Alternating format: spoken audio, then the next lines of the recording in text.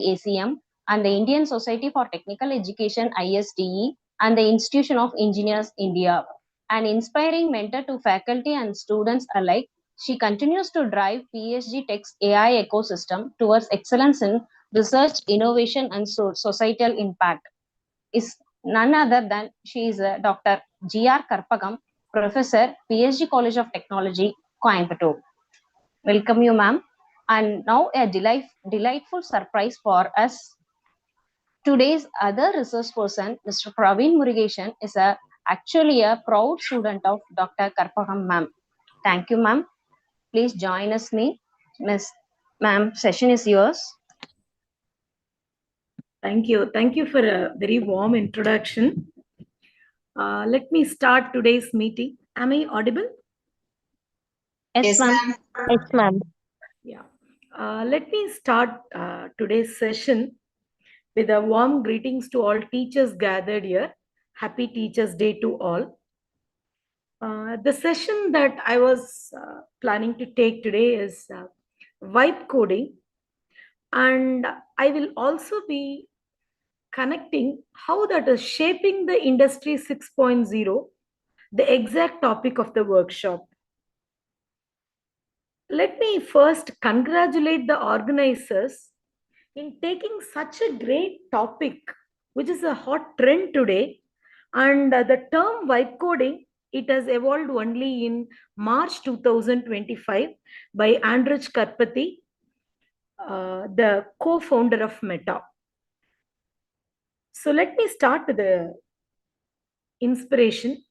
Vibe coding is making programming a passion, not a pressure. With this, let me enter into the agenda.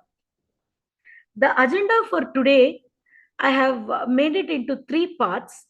The first part is context of the address. The second part is the conceptual frameworks for vibe coding. The third part is going with use cases. Not taking much delay, let me move on to the context of the address. I mean the vibe coding. To do this, let me show you a funny video first, and then I will enter into this. All right? Okay. चलो video देखते हैं.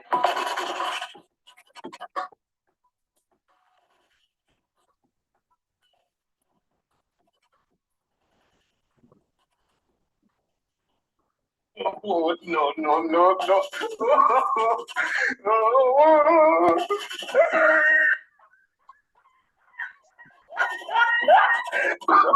Oh, no, no, no, no.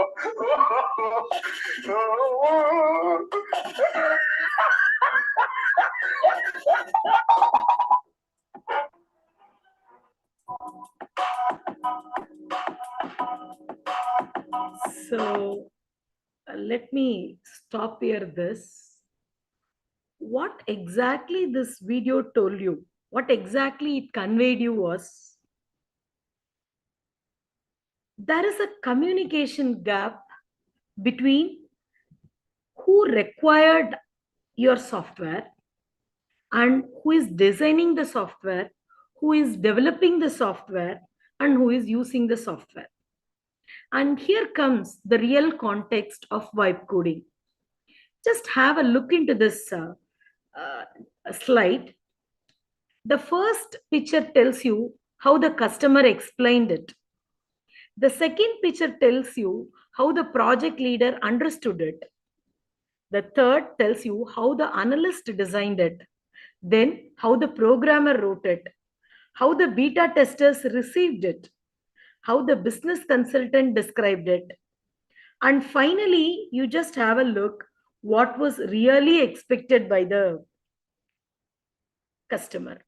This is where the context of your vibe coding comes into picture. I would like to first appreciate everyone for responding to the queries I gave you. I have also released your scores. Let me explain the context why I gave these questions. The first question was, have you ever found it hard to, or have you struggled for programming? actually it leads to coding traditionally is hard and time consuming. If you could just tell a computer in simple English what to do, and would you still call that coding? Yeah, it opens the door for natural languaging as a code. Do you think coding should be only for programmers or anyone with an idea to build software solutions? Yes, that brings you inclusivity and democratization of coding. How many of you have used ChatGPT and Grok or any kind of AI tools? Oh, this shows you're already practicing a form of vibe coding. Oh, if AI can understand what we mean and turn it to a real solution, can we call that as vibe coding? Yes, of course. My dear teachers, yes, that's vibe coding. Turning your human intent into working solutions without worrying about the syntax. Let me just show you how you responded to this. And I think you are able to see the scores. The average score was about 2.35. The median score was 3. And to be very frank, the score has nothing in this. It is to understand where you stand in understanding really have you worked with vibe coding already or not. And to tell you with this, yes, you're all the users of vibe coding even now. Okay. Who bought this? Who got this word vibe coding? You could see here, Andrej Karpathy. He envisioned the term vibe coding. It was just in Feb 3, 2025. This word was accepted. And what exactly it reflects is it's a style of rapid iterative development style that heavily leverages AI, especially the large language models. The developer will focus on what that is the desired functionality, or that's what we call it as vibe. And AI handles how part, actual code implementation. It often involves code first, refine later mindset. It prioritizes quick prototypes and immediate feedback. Okay, then what is this vibe coding? How do I enter into this? How do I know the step by step process? It's here. We, the humans, we have an intent. The intent means what exactly I want as a solution. That intent is expressed as a natural language. The natural language can be expressed in multimodality. It can be a text, it can be an audio, it can be a video. Your intent can be expressed in any form. This intent enters into your vibe coding tool, and that utilizes the disruptive technologies. For example, take a digital twin or a blockchain or a cloud or an edge device. They all come into picture based on the intent that you have mentioned. And finally, you see the impact. So you have mentioned the what part using your natural language. And AI has handled the how part, the actual code implementation. This entire session is going to tell you what are the ways I could interact with this vibe coding tools. What are all the tools available for me? How do I use it for my intent? Okay.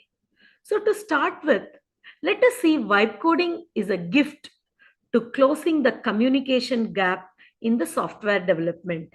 That is why the first video I showed it as the communication gap. The domain analyst was doing something, but the code was something else, which was not the intent. So you can clearly see here before vibe coding and after vibe coding. Miscommunication often happens between business experts and developers. After this vibe coding, AI is going to bridge this gap. Technical translations, errors, unclear requirements, multiple iterations, delays, reworking. These are all part of your previous era, that is before vibe coding. Now it is going to be the era where business experts sync with the end users and they start understanding what they want. Okay. What is this vibe coding? Is it a science? Is it an art? Yes, believe me, it's a new approach to software development. It's an art, it's a science, both. So, what this new approach is telling you? It makes intelligent, experience based decisions backed by formal reasoning and best practices. It prioritizes user centric, seamless interaction by aligning with users' natural mental models and expectations. It's not just about following the steps, it's about sensing what fits backed by logic. Is it an art? Yeah, it's creative and intuitive insight. This involves your imagination, design thinking, empathy, and a feel for user experience. In practice, developers trust their instincts, draw from experience, and think outside the box.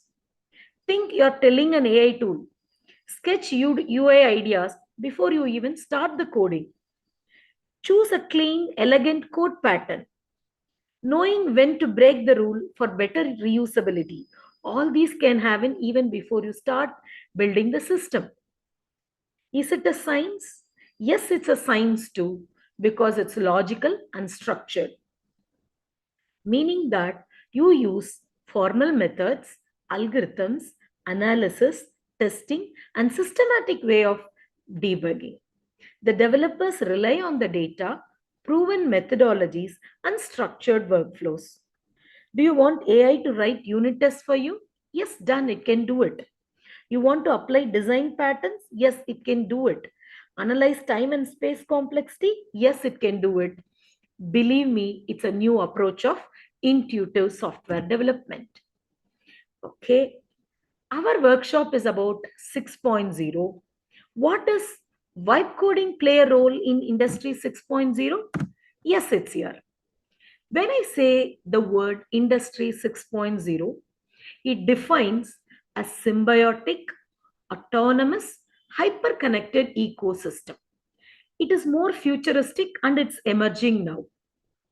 The core idea is humans, AI, and machines form a self-evolving, interconnected, intelligent network.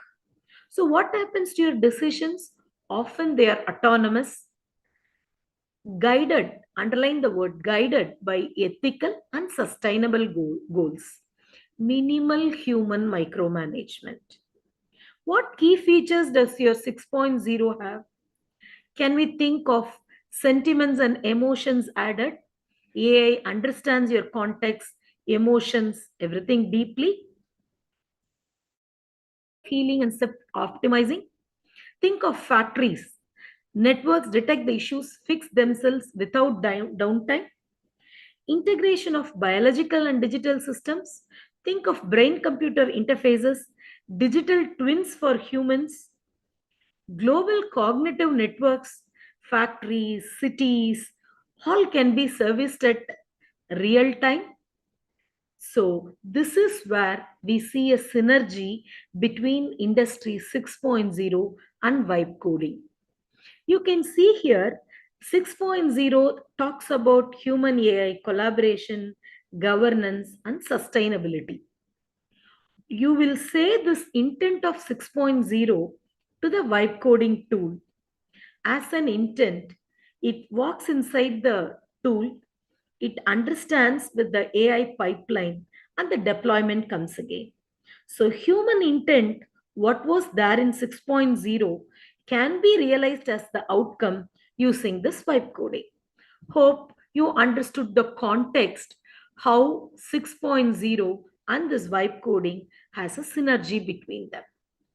Okay, let me take you to a small case study. It's in healthcare. Assume Dr. Meera an oncologist, faces an overload of breast cancer cases. She uses vibe coding. She simply describes the requirement.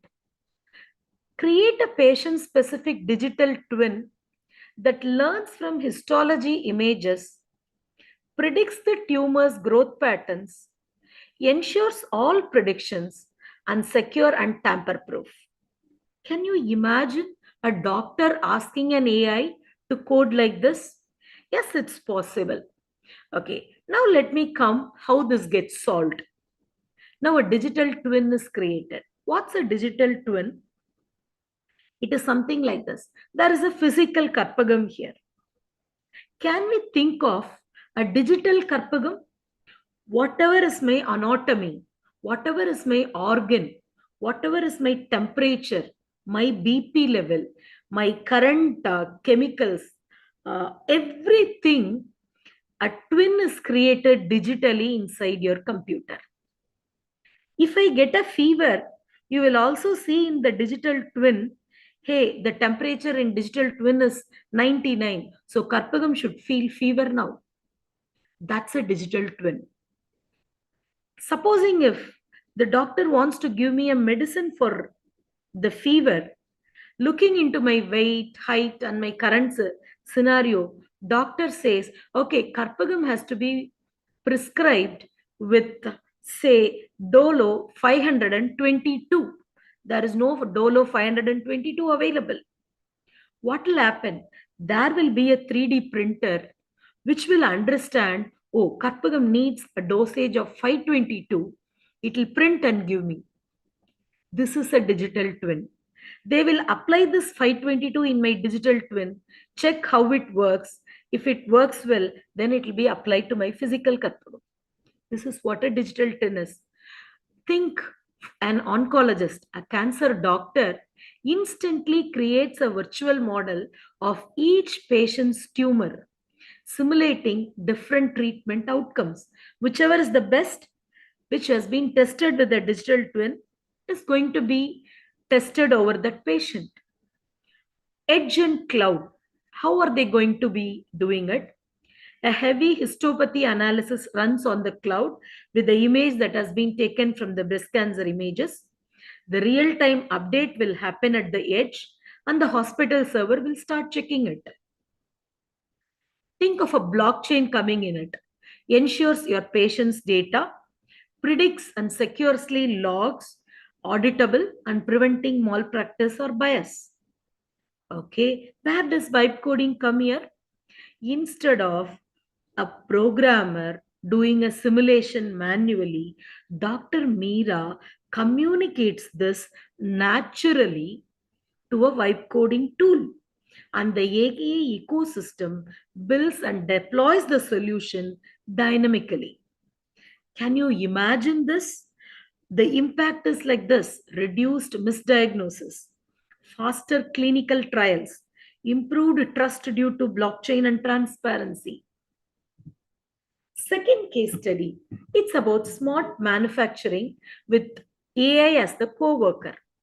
A plant manager wants his textile factory to shift towards sustainable smart manufacturing.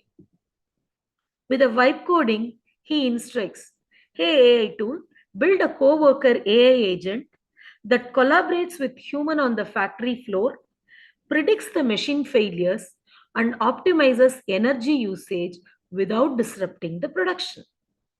Now, agentic AI is created. The co-worker mentors the machine.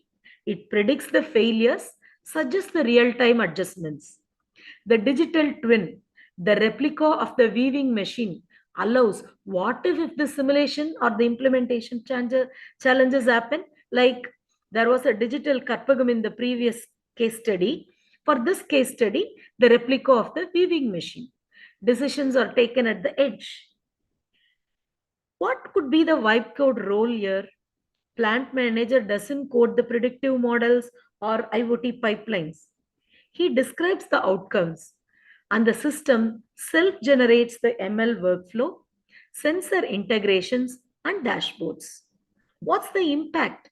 The energy savings, fewer breakdowns, enhanced human-machine collaboration. The third case study, think of a smart city. Ananya, a city planner in Bengaluru, you all know the traffic in Bengaluru now, wants to solve a traffic congestion and air pollution problem with vibe coding. She describes the problem like this: hey, vibe coding tool, design an adaptive traffic system that learns from the daily patterns, generates optimal traffic flows, and ensures citizens' data is never misused. So, generative AI creates an adaptive traffic control model, generates routing strategies for every day. Edge collects, instant signal adjustments are made. Whatever the citizen's mobile data, it's anonymized and stored with blockchain. Now, what's the vibe coding role? Instead of coordinating the coders, Ananya has expressed her intent, her goal in a natural language, and the AI system codes itself into a working traffic management solution. What impact can we get by this? Reduced congestion, measurable drop in carbon dioxide emission, high citizen trust due to transparent data governance. Now, what these case studies gave us an insight. It's in healthcare, doctor has become the system designer. The doctor is not coding anything without any coding. In a manufacturing, managers orchestrate factories with an intent. In smart cities, planners co-create adaptive solutions dynamically. So what do we see now? It bridges human creativity, machine execution, accelerating disruptive technologies with human-centered, scalable, and ethical innovations. Believe me, teachers, this is what the intent of vibe coding is, and this is what it transforms. So, hope you have received the first part and you're clear with it. Can I have any feedback now? Are you okay with my flow? Are you okay with my part one? Yes, ma'am. Okay, thank you. Now let me move on to part two. Okay, now I have given you the idea. Vibe coding is wonderful. Now, how do I work with this vibe coding? What conceptual frameworks are available? What tools are available? How do I utilize it? I'm going to give you 6 conceptual frameworks with which you can communicate with your AI vibe coding tool. The first framework is vibe. The second framework is chop. The third framework is idea. The fourth framework is adopt. The fourth framework is flow. And the fifth framework is leap. So, hope you are ready to listen to the different conceptual frameworks and the corresponding AI tools. Okay, now let me introduce few use cases before entering into these frameworks. Think of a doctor who says, hey, create me a patient wait time dashboard with alerts after 30 minutes. A factory engineer says, hey, create me an AI-generated workflow, add predictive maintenance alerts. I don't want to write any new code for this. Think of us, we the teachers. Imagine a quiz generator describing in a plain text. AI builds it and the teacher refines it to add difficulty levels. It's a very comfortable position for us, right? University starts with the AI-powered labs, scales to all departments, and finally transforms the curriculum with AI-first design. Looks wonderful, right? Think of a smart planner, framing sustainability goals, link the resources right from the signals, traffic monitoring, traffic police, hospitals, ambulances, make a strategy to plan the city. Student wants to learn a vibe coding basics. Can he experiment with small apps? Yes, with these use cases, we are going to learn different frameworks. The first framework is Vibe model. VIBE. V stands for voice or visualize. It can be any modality. I stands for interpret. So your AI tool, that's why I put the brain there. The AI tool will interpret, oh, what are you trying to mention as your intent?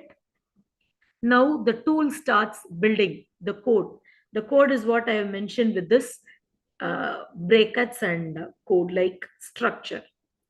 And we, the domain experts, can evolve slightly, saying add this feature, remove this feature, something like this. And finally, we evolve and get the result. Think of a use case. A retail manager says, build a sales dashboard with alerts whenever there is a low inventory. How much hours do we take if we do a traditional working? But with GitHub Copilot, Cursor, ChatGPT code interpreter, Replit, Ghostwriter, you can do this in few seconds. Can you believe it? I'll be showing you few examples. If possible, we can even go for a demo. The next model is CHOP. C stands for create, H stands for hack, O stands for orchestrate, and P stands for personalize. Okay, I have a quiz app, but I want to modify or personalize according to the level of the student. Say there's a very intelligent student, I want to gear up my quiz to a bit harder level. There is an average student, okay, let me give him a chance so that he feels comfortable. This is possible with how there are low code, no code tools like Bubble, Retool, Mendix, LangChain, and Streamlit and Gradio. You can customize using these tools. The third model is idea. Ideate, imagine, describe, execute, and finally adopt it. So ChatGPT, Gemini, Notion AI, Microsoft Copilot Studio, they will all help you. So this is again a quiz has been generated. Now the teacher wants to add by describing a different difficulty level. This is how you can use idea model with these tools to create your vibe coding. Adopt. Get awareness, demonstrate, operationalize, proliferate, and finally transform. Let me say we are launching an AI powered lab in our AI consortium at PSG Tech. And I want to give you a login to work with all the data sets, all the tools that we have. Can I utilize the Microsoft Copilot, IBM Watson for orchestration, Hugging Face spaces and transformers for trying different models, AWS for cloud? That's your adopt. The next is flow. Frame, link, orchestrate, work, and finally get this. Think of a smart city planner. Leap, learn, experiment, apply, and progress. Even to learn a vibe coding basics, you can adopt this. Now, how are we going to change by using these models? There is no necessity you have to use the above said models. It's all the conceptual. This is all just a logical thinking. How do we make? First thing, when you create, the scenario will be like this. Okay, create a calculator app and the vibe coding tool generates it. At the first instance, the entire software is not mine. Nothing is mine. So you start from not mine. Then later you feel, hey, let me use these modifications. Let me describe and change these features, add these features. Partly it becomes mine. Then I start evolving, put all my thoughts in the software and make it a wonderful software usable by the user. Then now a lot's mine. Okay, so use, modify, create, adopt it. This is how you can take your vibe coding session. Let's try now. Uh, do you all Are you all sitting in front of a machine where you have internet? It may be mobile or it could be your machine. Anything? Are you all sitting in front of it? And can you try an exercise that I tell you? Yes. Yes, ma'am. Yeah. Let's Yes. try now. Okay. I will copy this in your message. Okay, whichever tool you want, chat gpt or grok or anything which is your what to say, your usual thing, just open it. I will put this intent. You just give this in your let me put it in the chat. Just copy this. Okay, just copy this and run it in your chat gpt. Okay, I will also run at the parallel time. Okay, okay, now let me open. Let me go to chat gpt. Okay, I will just type. You all can see this, right? uh, the question is, my intent is this: I want my tool to write a C program to find all fractions with 2-digit numerators and denominators for which Sleepy's technique will work correctly. What is the Sleepy's technique? You see 26 by 65, right? 6 is on the right of the numerator, 6 is on the left of the denominator. Cancel both, 2 by 5, it's the answer. Okay, but the intent is to find all fractions which work like this, and it's correct answer too. Okay, let me give this question. In this world, there are only 4 such fractions available. Let me see how does it write. See, it steps the program. It writes the C program. You can see the code, right? It writes the C program and it shows the expected output. You can see, right?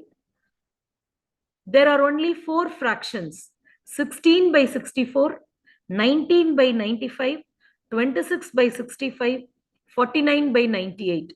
These are the 4 things which has the sleepy techniques suitable for it. Let me just hear from you. How many of you tried and got this?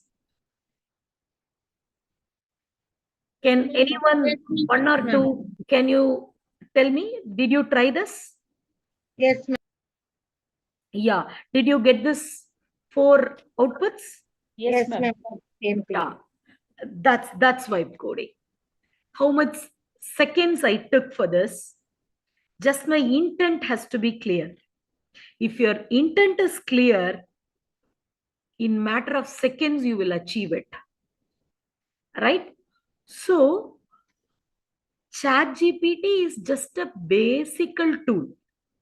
But there are wonderful tools like Cursor, Replit, Crew AI. So many things are there.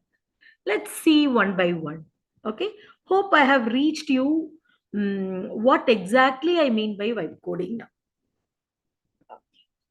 Now, after this session, you all can try vibe coding practice because you're all teachers who would give these kinds of questions to your students. We usually give these kinds of C questions, right? We will give a pattern and we will ask, write a C program to draw this pattern. Now I'm going to show this in a different way. I asked my AI tool, see, I want this to be printed. I don't know how to mention the prompt. You give me the correct prompt that will make me to give that prompt and get this desired output. So what all your prompt should contain? See, this is the pattern I want. The short description, how it should be alignment, what characters are used, like star or plus or dots, what size I want. Is there any constraint, number of rows as input? How do I handle the space? This is the prompt I will give. I have mentioned 4, 8, 16, 20 different patterns. Right half pyramid, left half pyramid, full pyramid, inverted pyramid, rhombus, Pascal's triangle, etc. Now, if I give a prompt, I will get a C program which will print this. Okay, see the prompt.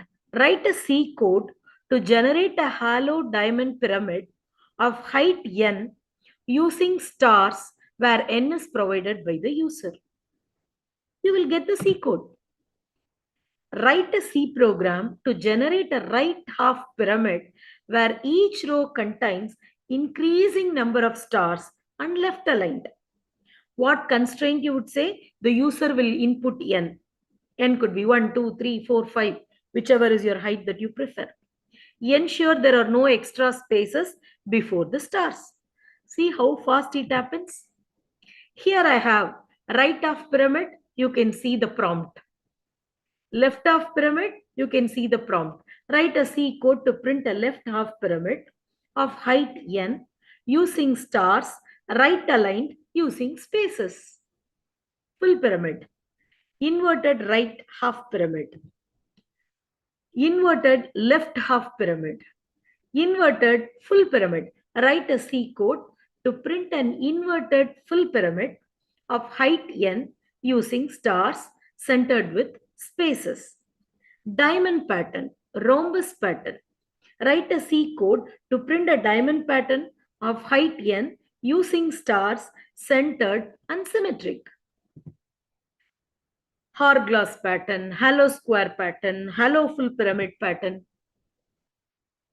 If you are supposed to write a code for these things, how much time do you think you will take to write the C program? The vibe coding does it so easily in seconds for you. Okay. Now, whatever I have shown an example for you, those were all like experiments. Example, when I told you, sleepy technique used fractions, or the pyramidal shapes, or the stars, or the kind of patterns I want to print. These all looks like experiments that we do in the lab. Ma'am, can it be applied for industry 6.0 applications?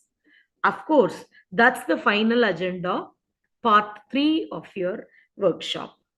I'm going to take an example of healthcare, which I have already mentioned you, and tell you how the tools can be used and how to build this industry 6.0 application with vibe coding. Okay. As I told you, Dr. Meera was an oncologist. She faces overloaded breast cancer cases in her hospital and she wants to use the vibe coding. This is the exact case study which I shown you in part 2. And what is the outcome I need? The impact I need is reduced misdiagnosis. Because it's fast, I can't say there is a misdiagnosis or wrong diagnosis. Faster clinical trials have to happen. Trust has to be there. These are all the conditions what Meera has to say. Now, for all the 3, let us see how to build it. If the same industry 6.0 application If the doctor is giving to a software solution company, it will take at least 6 months to finish, to create a digital twin, or to create a manufacturing agentic AI with weaving digital twin, or a generative AI smart app to create a planner for the entire smart city planning. But with vibe coding, just with prompts, we can create it. How does it happen? Now, how the doctor has to describe the intent, how the manager has to describe, how the planner has to describe. I have given here. Okay. How the users will interact? As I told you earlier already, human intent, you give it as a natural language prompt. Build a twin for this patient. What kind of input? Multimodal input. It may be a voice, it may be a gesture, it may be a sketch on a tablet, anything. It may be conversational debugging. See, why is this traffic zone 3 failing? Fix it first. Yeah, it will debug and give you. One-click deployment. AI auto connects cloud edge and executes it. You don't need to have all these connectivities to do by traditionally doing it. Just few terms before I start going to the AI tool.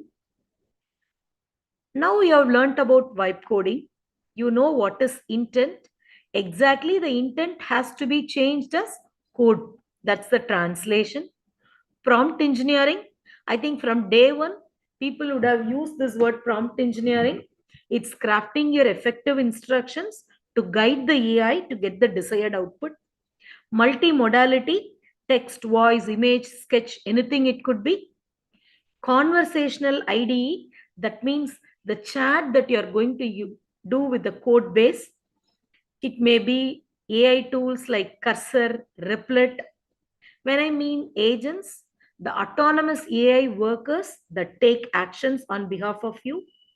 There can be multiple agents where you can network the agents.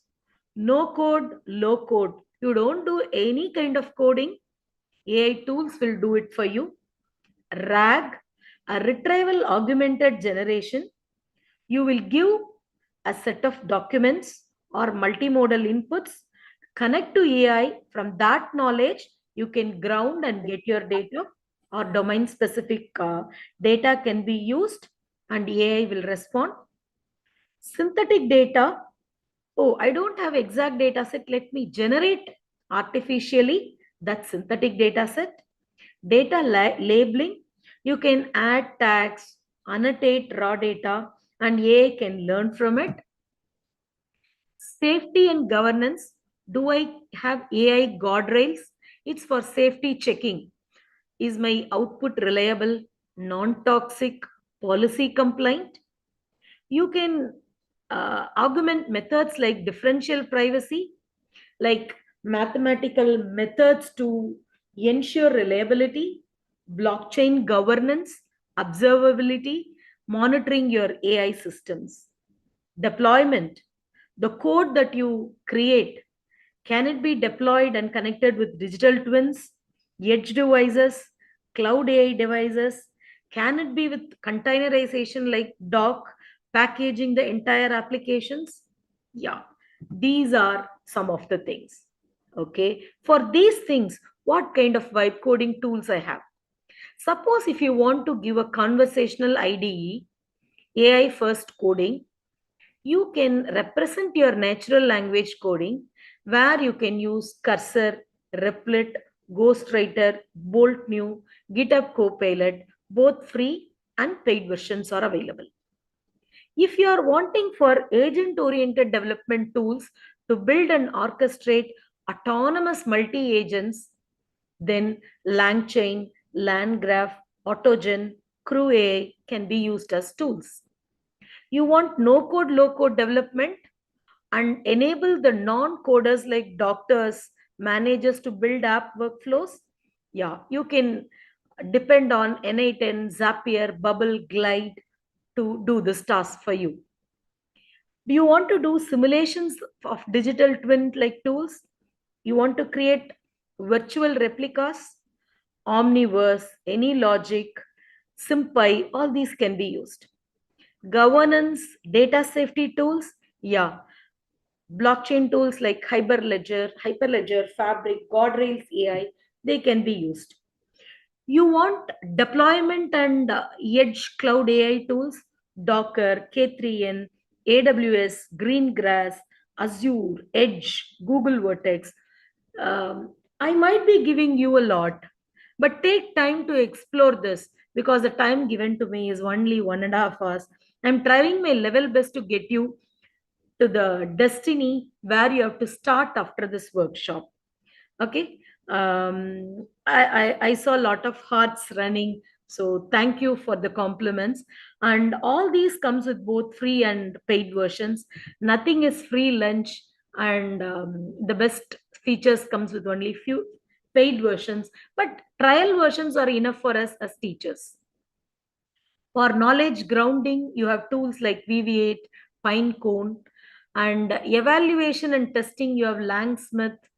Weights and biases can be measured. Data preparation can be done with Label Studio, Snorkel, Scale AI, Prodigy. Synthetic data can be created with lot of GANs, Smart Noise, Greater AI, Mostly AI, OpenBP. And multimodal can be done with Figma, UI UX designs. Action and tooling layers can be done with Open AI functioning, calling, LangChain tools. All these will help you for working with vibe coding. Okay, I have mentioned numerous tools. Now, let me show you with a real-time example how these tools can be used for this case study 1. My flow, my intent goes like this. First is data ingestion. What does it mean? See, make ready so that I can apply a prompt and I can generate, write, load the data, pre-process the code for your project. That's the data ingest. Wherever I use the word cursor, it means the tool that I use for vibe coding. Okay. What is the first step? Project kickoff. Prompt the cursor to scaffold the repo. Scaffold, what does it mean? Automatically generate basic folder file structure of a project. Suppose you want to do a cooking, what do? You cut the vegetables, you keep all the required masalas, all your mustards, or all your things ready, right? That's the scaffolding. Automatically generate the basic folder, file structures, a starter kit, get your GitHub repository ready. That's what you mean by scaffold. That can also be done by prompt. Set up my project skeleton with the right files, dependencies, and boilerplate code. What is a boilerplate code? There are some sections of the code which are very standardized, repetitive across multiple projects so that I can build easily, immediately. If at all tomorrow you need some changes in those features, you can work describing the boilerplate to change its code. This is the first step. The second step is annotate and patch. Okay. What is this annotate and patch? Okay. Before going to this, how do I use my vibe coding?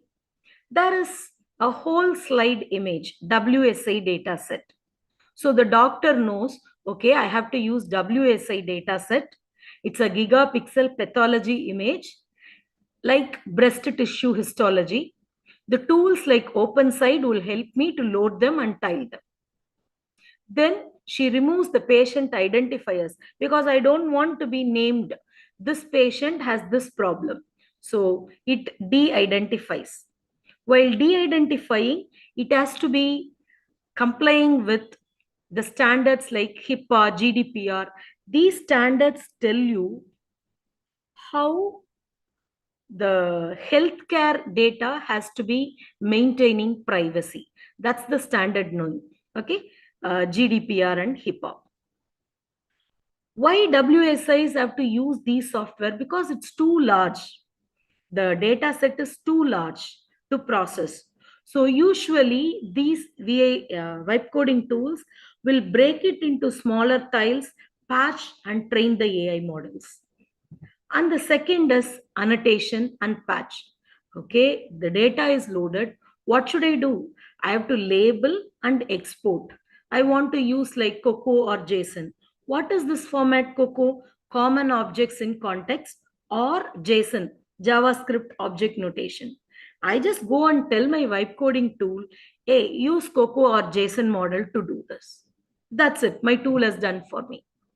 Third is training. Hey, use a unit. That's a deep learning architecture.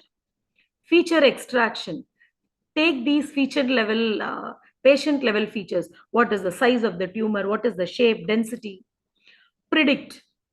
This vibe coding does it. Image segmentation is done, especially in medical imaging. The fourth step, privacy preserving. See, the data is not from one hospital, one lab, right? There could be branches of hospitals. So I say it's a federated learning environment. There are 100 labs which will supply me this. So each hospital locally trains the data. So I go and use flower-like tools to set up my environment. Opacus, it's an open source library by Meta, Facebook AI research group. It integrates differential privacy.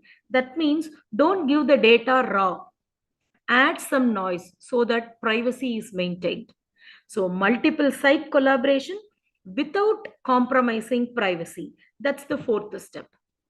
Fifth step, explainability. Hey, this AI is a black box. I don't want to totally believe whatever this AI gives as answer. You have predicted it to be cancer. Tell me, why did you predict this? So there are tools like GradCam, Lime, Sharp. Those will tell you, see, Karpagam, you ran this explainability AI code, and out of this 100 images, this seventh image in the 80th epoch, this third image is responsible for telling it is a cancer or it is not a cancer. That's explainability and validation. Model signing and provenance. Digitally sign the trained models, keep it log, tune the hyperparameters, authentically maintain your healthcare related details. The next stage is API and clinician dashboard. See, Dr. Meera is not a developer. She might say, see, give me a dashboard, please. I want to use a dashboard to see how the patients are coming, what kind of data, who has cancer, who doesn't have, which is the stage. So I can get a dashboard in seconds. Monitoring in governance. So Grafana like tools will give you, tracks your model usage, predicts your performance, drifts your detection. Governance can be done reliably. Okay, now you could ask how vibe coding fits to this full stack. You can see I have put in two colors here. The first stage, data ingestion. How it will be normally, you need to write a Python script with OpenSlide, Pandas, regex, or PHI.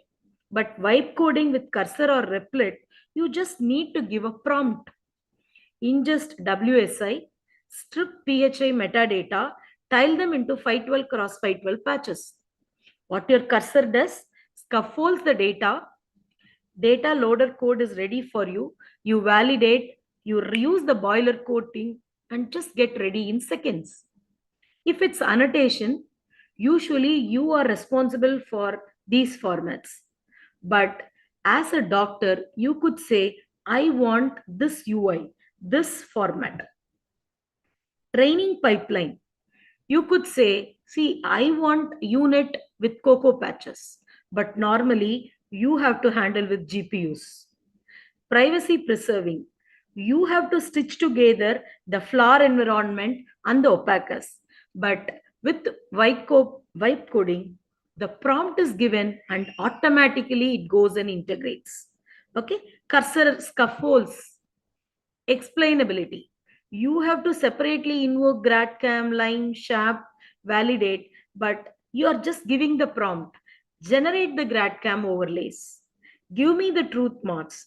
Cursor does it for you. Model signing. You have to write the cryptographic scripts if you're doing it normally.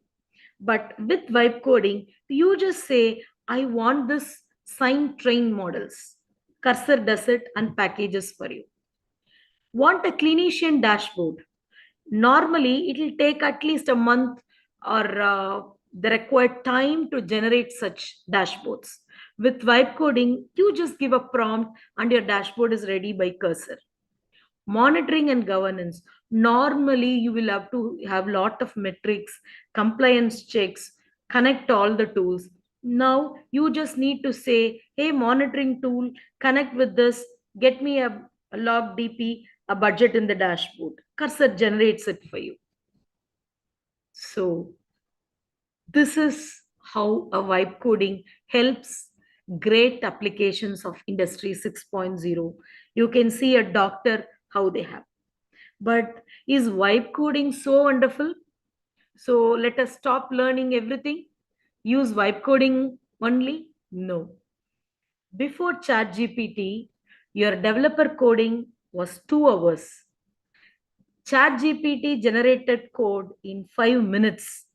But the developer debugging to connect your existing system, it might take 6 hours if you are not a clarity in intent, clarity in programming and logic.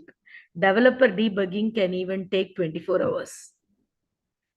You can see, I could show you a metaphor. 99, you had Nikon with this kind of camera. See how many giants have come. Digital camera, Canon, Apple, Nikon, Instagram, Sony, and where are we now? Google Pixel. See the evolution. The evolution has become the revolution now. This kind of revolution in coding is vibe coding. Now, I have shown you two things. One is a geared vehicle and other is a non-geared vehicle. Can someone tell me which is easy and which is difficult?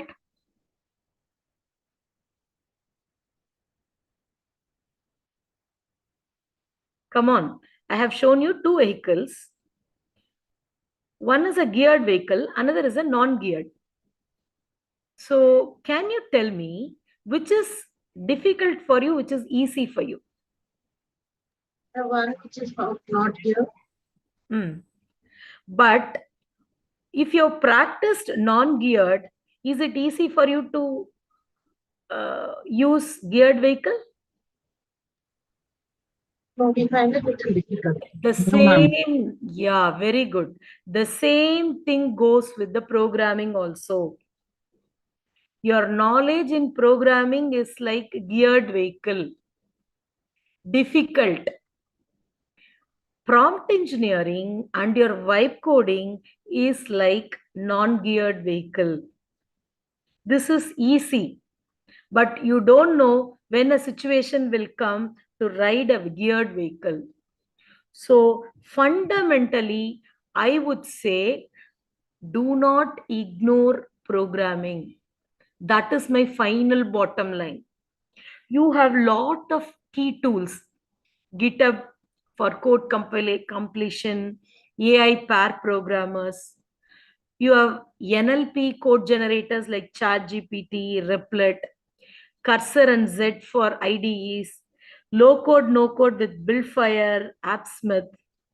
But final thought, these coding can accelerate, but it can never be a replacement for a skilled developer and a sound software engineering principle. This session is not to tell you don't learn programming language. This session is to tell you if you are sound and skilled developer, you can ride a geared vehicle. You are required. And this can just be a tool, a supplement for you, right? We need a food, organic food. Supplements cannot become our regular food, right? AI is a powerful tool. Vibe coding is a powerful tool, but it should be responsibly used with clear understanding and its limitations. Where is this going towards? Advanced tooling and integration, more powerful and reliable AI models, increased accessibility and democratization.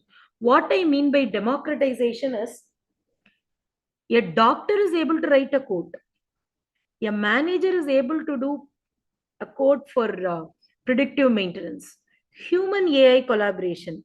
Earlier days, the pairs were humans and humans. Now, the pair programming happens between AI and human. Meta GPT, like giants, are evolving with multi agent frameworks. Vibe driven code will help you for human AI synergy, declarative program. You just need to mention what, you don't worry about how. Immersive coding environments with AR, VR, ethical and sustainable coding, interdisciplinary skills like psychology, ethics, design can all be giving you a holistic solution. Bottom line is, this will help you to start with it's not mine. Slightly start adding your description, adding features. It becomes partly mine, and finally, it becomes all mine. Please use it as a supplementary tool to explore, prototype, debug, but avoid for foundational exercises. It's like black box copying. Anything that would prevent you from developing your core problem on solving and critical thinking skills. The goal is to leverage AI power to accelerate your learning, not let it do learning for you. And thank you all for the opportunity. And I look forward for the questioning session. So first of all, let me get you a feedback. Uh, how was that? And is this the one you were expecting in vibe coding? Good evening, ma'am. Yes. This is Dr. Shobna. Yes. Actually, the presentation was very much informative and useful for us. As you said, learning in geared vehicle is much difficult compared to a non-geared vehicle, right? So, to teach a programming language to a student, so those who are coming out of the school, so not all the persons, they are not interested in coding. So how to inculcate this coding practices in those students? Yes, madam. That's a great challenge for everyone.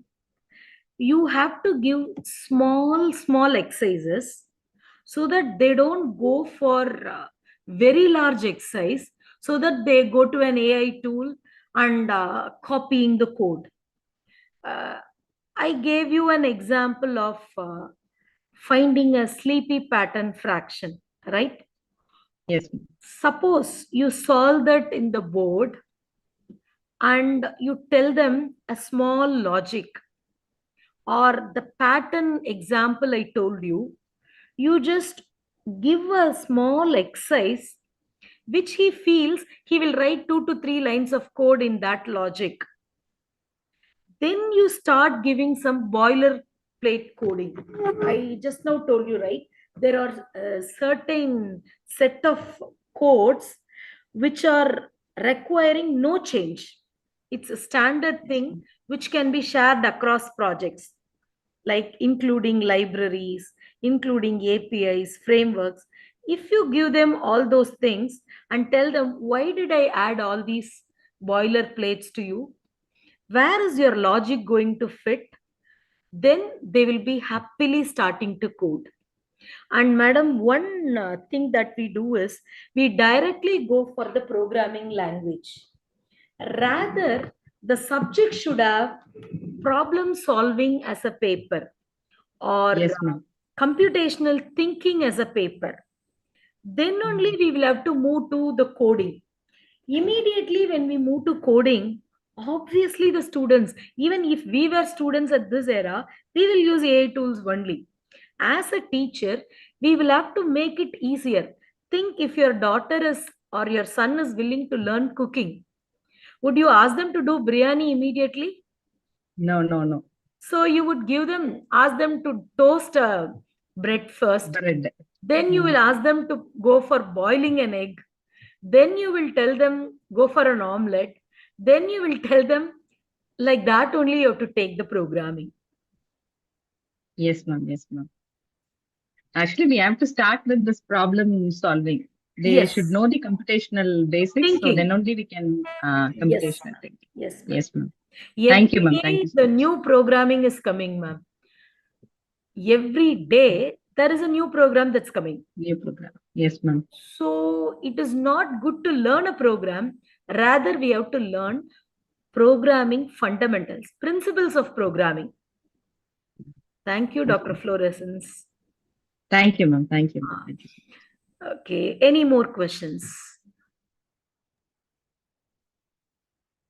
Any other questions from participant side?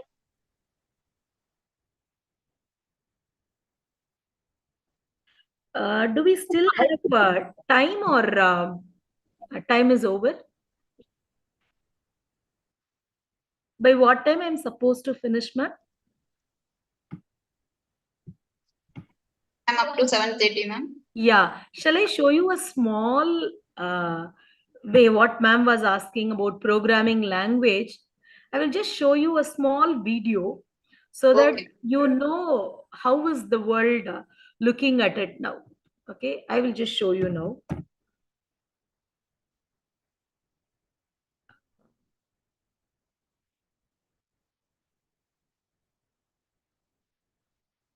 I'm just downloading.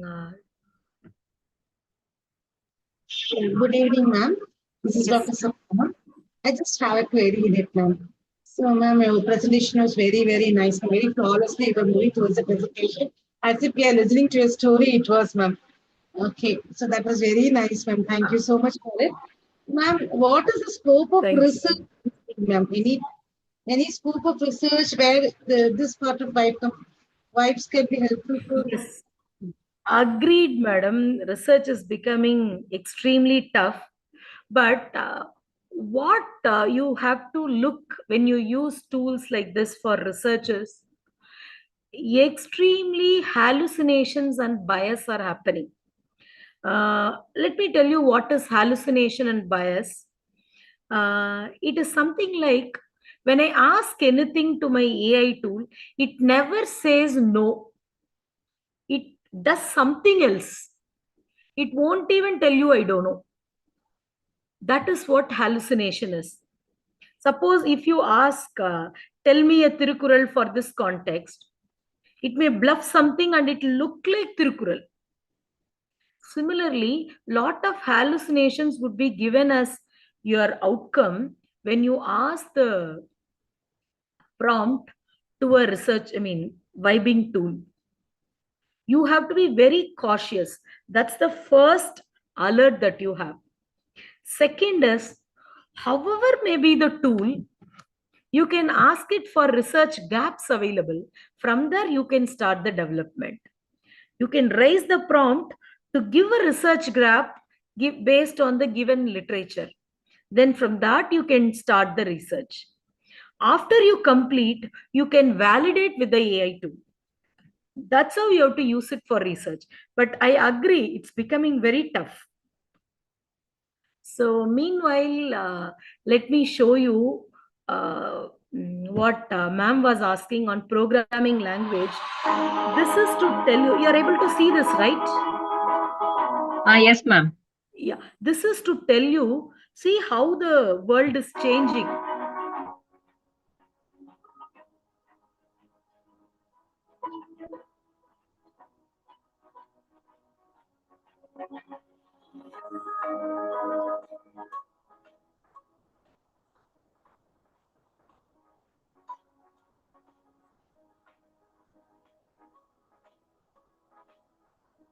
In 58, it was assembly language. 59, May, June, July, August. See the change that's happening.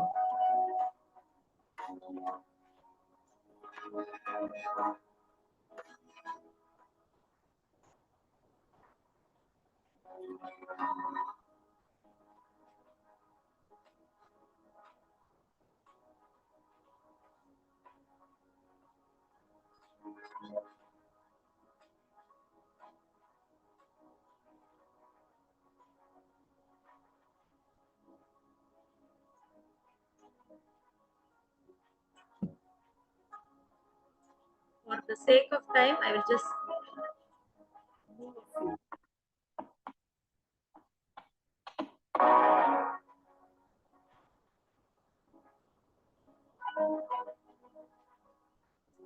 (1980s) Pascal Fortran Basic C. C in 1981 only. Even though it was that earlier. See the growth of C.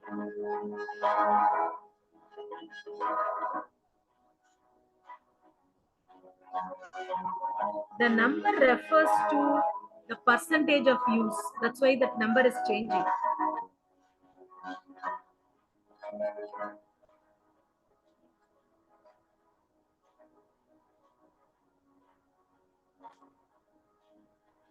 (86) C was on the top.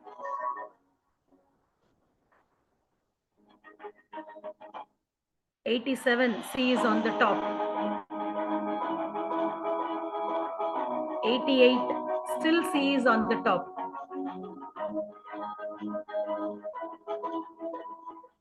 89 C is the winner. 90 still C is the winner.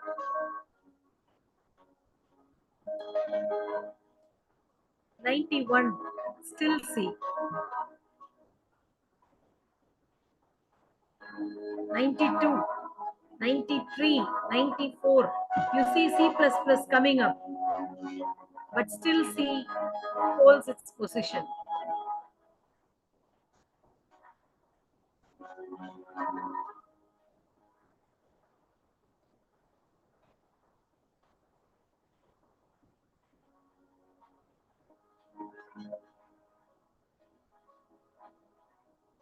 It is 96, still C is on the top.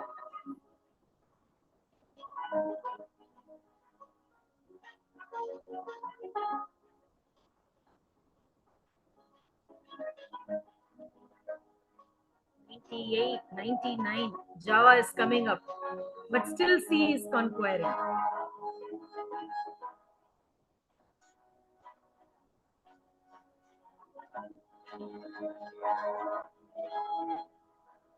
(2000) still C is conquering.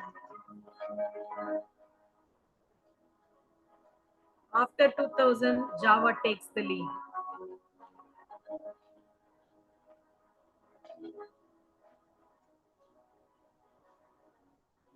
Slowly C goes down and Java, JavaScript, PHP conquers the position.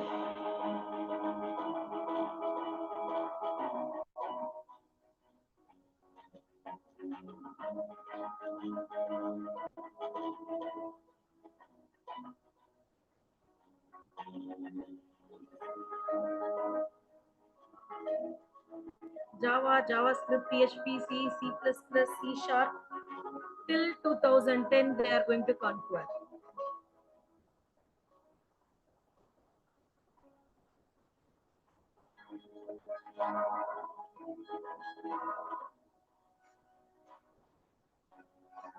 Java has never left its winner location. See, it's Java and JavaScript on the top.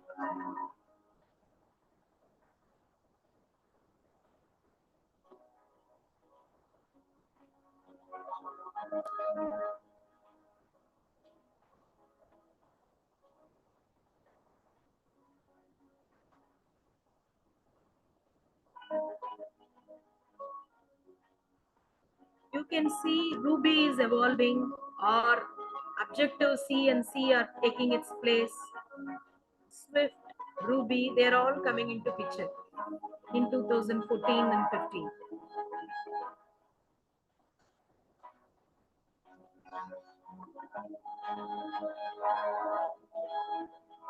Starting from 2002, Java has taken its place.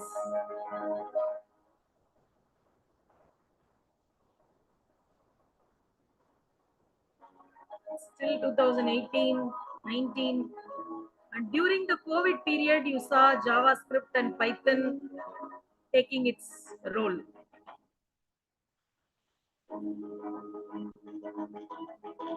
'20 onwards, Python has started capturing.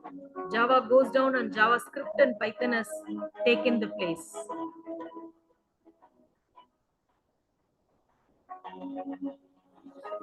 '22, still Python, JavaScript on the top.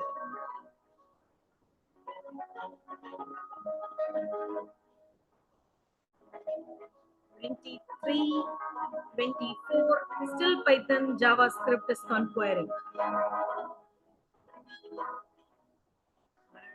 2025, still Python, JavaScript is conquering. So why did I tell you this? Let me tell you why I was very specific on showing this to you.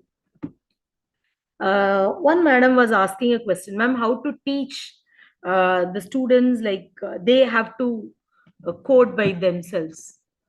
You show this kind of presentations or videos to them, telling them learning one syntax is not going to help you anymore. See the change that has happened in the era from 1950s till today, nearly 75 years.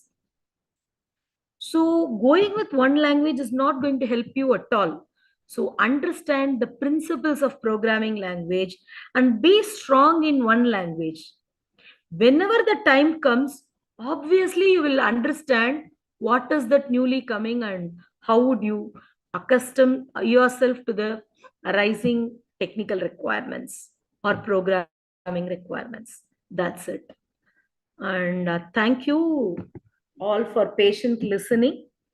If there are any more questions, I would like to answer.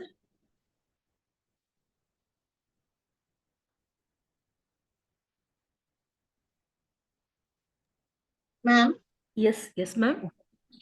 ma'am, if the industry 6.0 is going to move towards this side, so where will be the like, Please be all- bit clear. I'm not able to get you.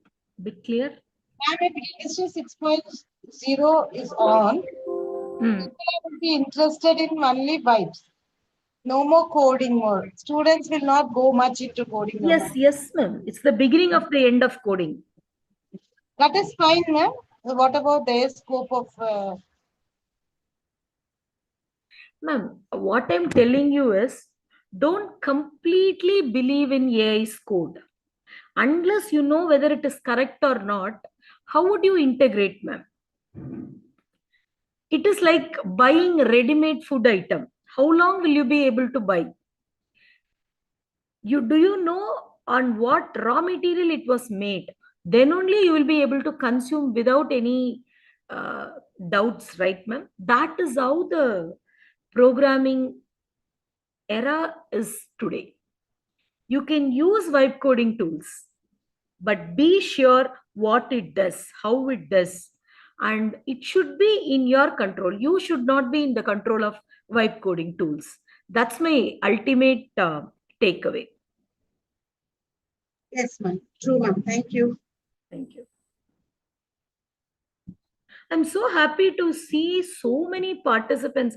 I saw around 100 and some 161 participants. A great applause to the organizer. And especially I have to thank the organizer the way you connect with us, always remind us and be flexible in giving us the chances to change our sessions, titles. Thank you so much, Dr. Rudra, for all your efforts. It's a great effort at this age, I would say, and you have such a great organizing capacity. I would like to really give you a hands-on on this. Thank you, ma'am. Thank you, ma'am. It's all under our HOD ma'am, Sankita ma'am's guidance, ma'am. Yeah. She was also mailing me. Thank you, ma'am. Thank you for all Thank you your so much, efforts. ma'am. Such a great Thank you, ma'am. teamwork. Such a great Okay. teamwork. Thank you, ma'am. Very informative session, ma'am. Mm. All the participants are giving personally messages like very informative and effective session like that, ma'am. Oh, thank you. If at all you could Thank you. store that and share me, thank you. Sure, ma'am. Sure, ma'am. Thank you, ma'am. So that's my intent, like vibe coding. The intent was Oh, everyone should really, be happy. ma'am, really it creates a great vibe in the session, ma'am. Thank you. Thank you, Thank ma'am. you. Shall I close or shall Ma'am, I? ma'am, wait for a few minutes, ma'am. Praveen also Yeah. joins in the Let line, Praveen ma'am. join. Yeah, I Okay, will do ma'am. that. Okay. Okay, ma'am. It's great to listen to Praveen. Um, Ma'am, he already joined before 30 minutes and watching your teaching oh, again after oh, a long back. Praveen, are you there? Hello, ma'am. Hello, ma'am. Yes, Praveen, ma'am. how are you? Great, ma'am. Thank you so much. So you were Thank you so much for. listening. You were listening to this. Yes, ma'am. Like last 30 minutes. Unfortunately, I would have watched it for like the entire session, but unfortunately, it's too early here. It's 7 o'clock No, here, no so I joined around like problem. 6:30. So happy, Praveen. Yeah, thank you Like so much, ma'am. Yeah, this. like I just watched the last 30 minutes, and as you always do, you kept the session very engaged. Like as you always, I think someone has said in the chat, like it was like a great story, and the sessions like these need a great story because we cannot transform or we cannot teach people the core technical concepts over a 1 hour session. Yeah. These sessions could just be an igniter, and the storytelling is the way that you always have done, like at least for the past 15 years, I know. So thank you so much for that, ma'am. Thank you, Praveen. Thank you. And let me listen to you also, because learning from That'll student is a great opportunity for a teacher. And yeah, signing off yeah, now. I'll take this opportunity to wish you on the Teachers Day and everyone here a very happy Thank Teachers you. Day. Thank you so much for everything that you do for us. Thank you, Praveen. Thank you. Thank you. Thank you, ma'am. On this Yeah. special occasion of Teachers' Day, we take great pride in appreciating the wonderful efforts of both our resource person, Karpagam ma'am, and another resource person, Praveen Murugeshan, who came together to deliver the FDP session on the very same day. Your dedication, collaboration, and enthusiasm made the session both meaningful and impactful. It is truly inspiring to see our teachers and students learning, sharing, and growing side by side. A perfect tribute to the spirit of this day, your contribution not only enriched the session but also highlighted the essence of continuous learning and mutual respect that defines our academic community. A heartfelt thank you to each one of you for making this Teachers' Day memorable with your active participation and commitment. It's a pleasure to welcome you all today's session 10 on topic of multifold productivity with Gen AI. I am delighted to introduce our esteemed expert, Mr. Praveen Murugeshan, Senior Software Engineer. Praveen Murugeshan is currently working as a senior software engineer at Microsoft Corporation, where he has contributed to and led various projects since 2014 across both Microsoft India and US. Totally, he got 12 years of experience as a software engineer. Educational profile. He has completed his master degree in computer science at University of Texas at Dallas, USA, and bachelor degree from PSG College of Technology, India. Academic projects. With hands on experience at top tech companies like Jupyter Networks and Microsoft, Praveen has worked on impactful projects including VPN tunnel bug detection tools and Windows mobile navigation app.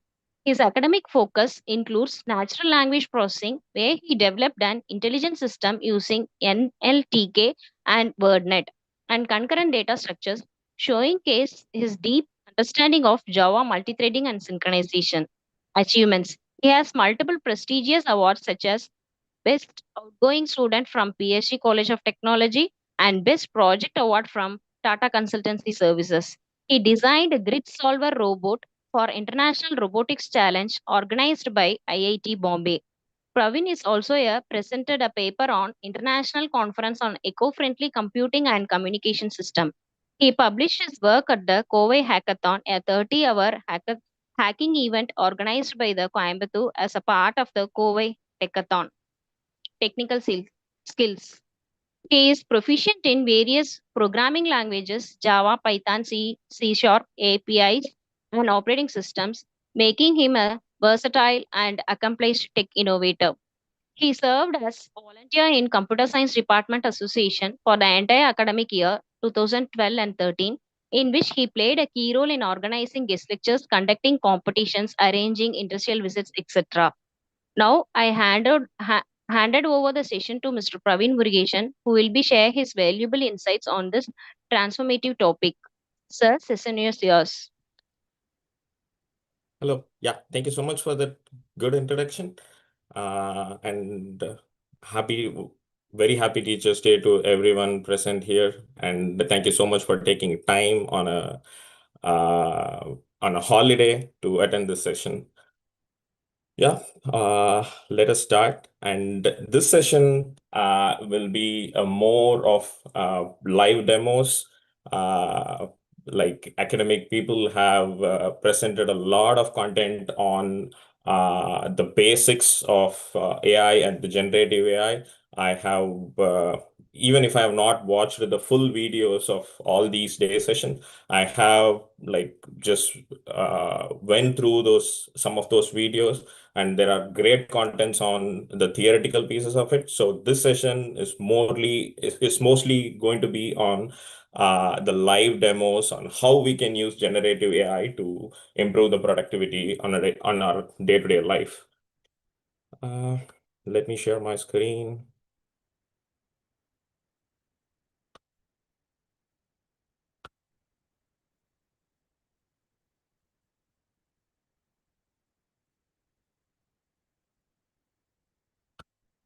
Okay. Could you see my screen? Could someone confirm? No, sir. Not yet. At least it shows to me that okay, sorry. UI is a bit new to me. I'm not used to Zoom. Okay, now can you folks see my screen? Yes, sir. Now it's visible. Okay, let's start with something fun. Let's try that out.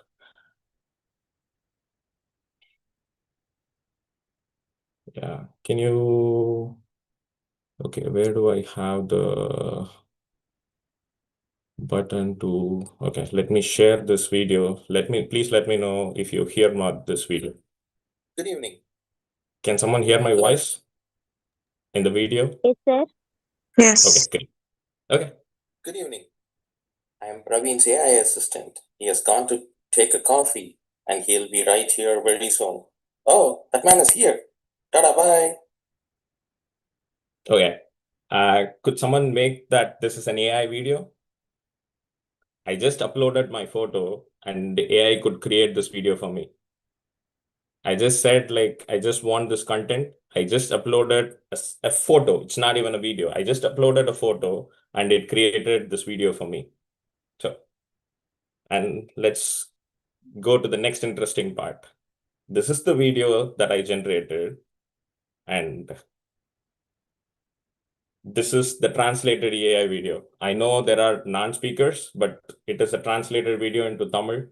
Definitely, if you download this video and if you can translate it to your own native language, I just uploaded it so that to show the power of AI on how it easily works on translations. So, வணக்கம் அனைவருக்கும் மாலை வணக்கம். நான் பிரவீனின் ஏழை உதவியாளர். அவர் copy எடுக்க போயிருக்கிறாரு. விரைவில் இங்கே வருவார். ஓ, அந்த மனிதர் இங்கே வந்து விட்டார். Tata, bye. Yeah. So I just uploaded a photo. I got a video. So that's all we are going to see in our day-to-day life. You would have seen a lot of AI videos out there in your social media pages, in your LinkedIn, any social media. There are a lot of AI generated content. It is very powerful, and at the same time we have to be careful about what is the right thing and what is the bad thing, because every innovation comes with advantages and also the disadvantages. I just wanted to start with this simple video just as a fun part, and let's get into the session. Okay, so this is what we will be looking into today. And as you teachers always have a request for your students, which is be participative in that classroom. I cannot say be participative. I request you to be participative in this session, because if you ask more and more questions, we can incorporate all those questions and suggestions in the live demos that we are going to have, which will help us all to learn how we can use AI in our day-to-day productivity. So the different topics that we are going to see is how we can improve our general productivity. It could be a random topic. I have a very interesting, I feel that's an interesting topic, but let's see.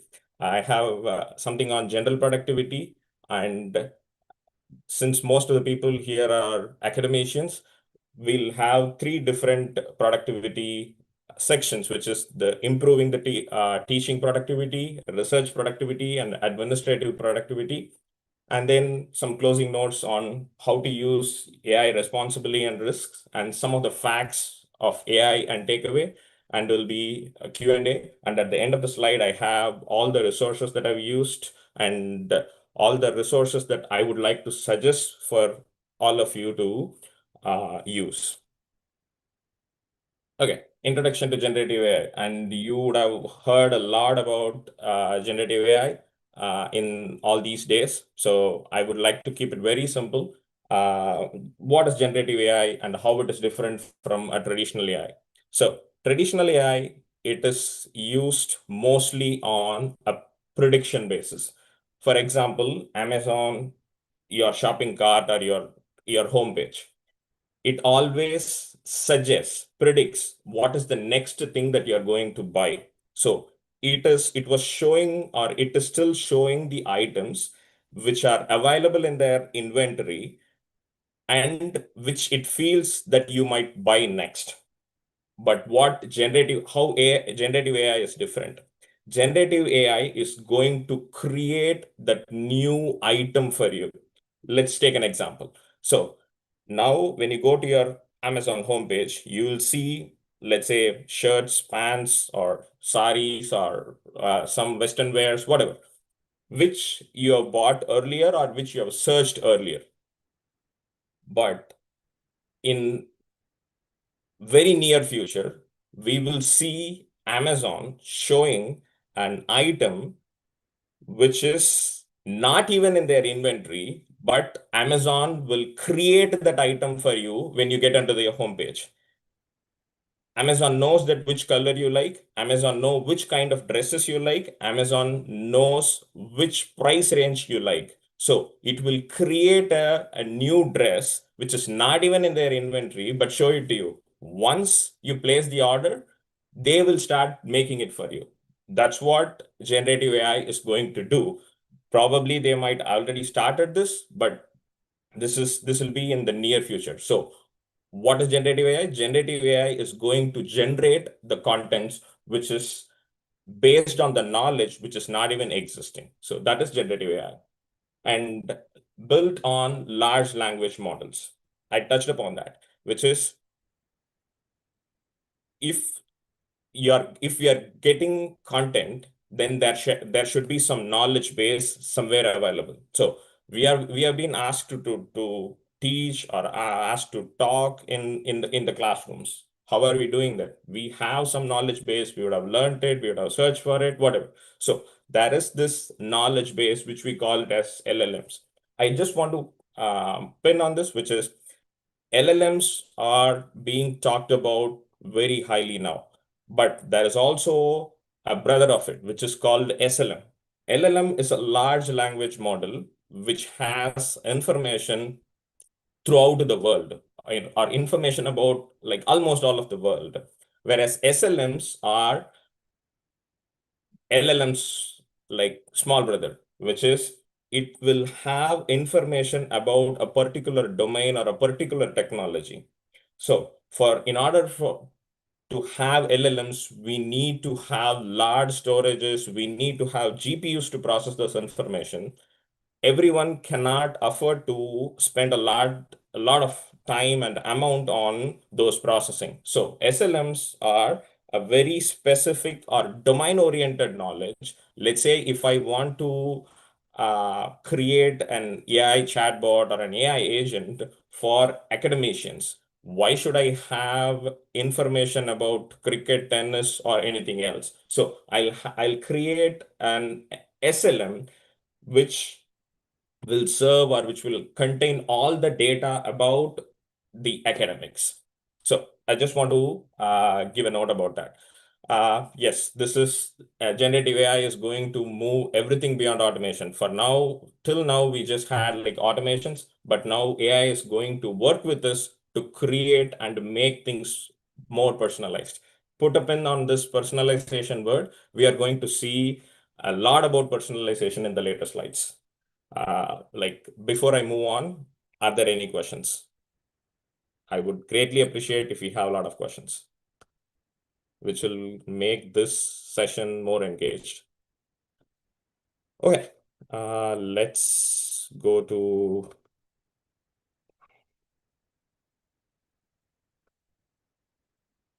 the next slide. Okay, potential of generative AI.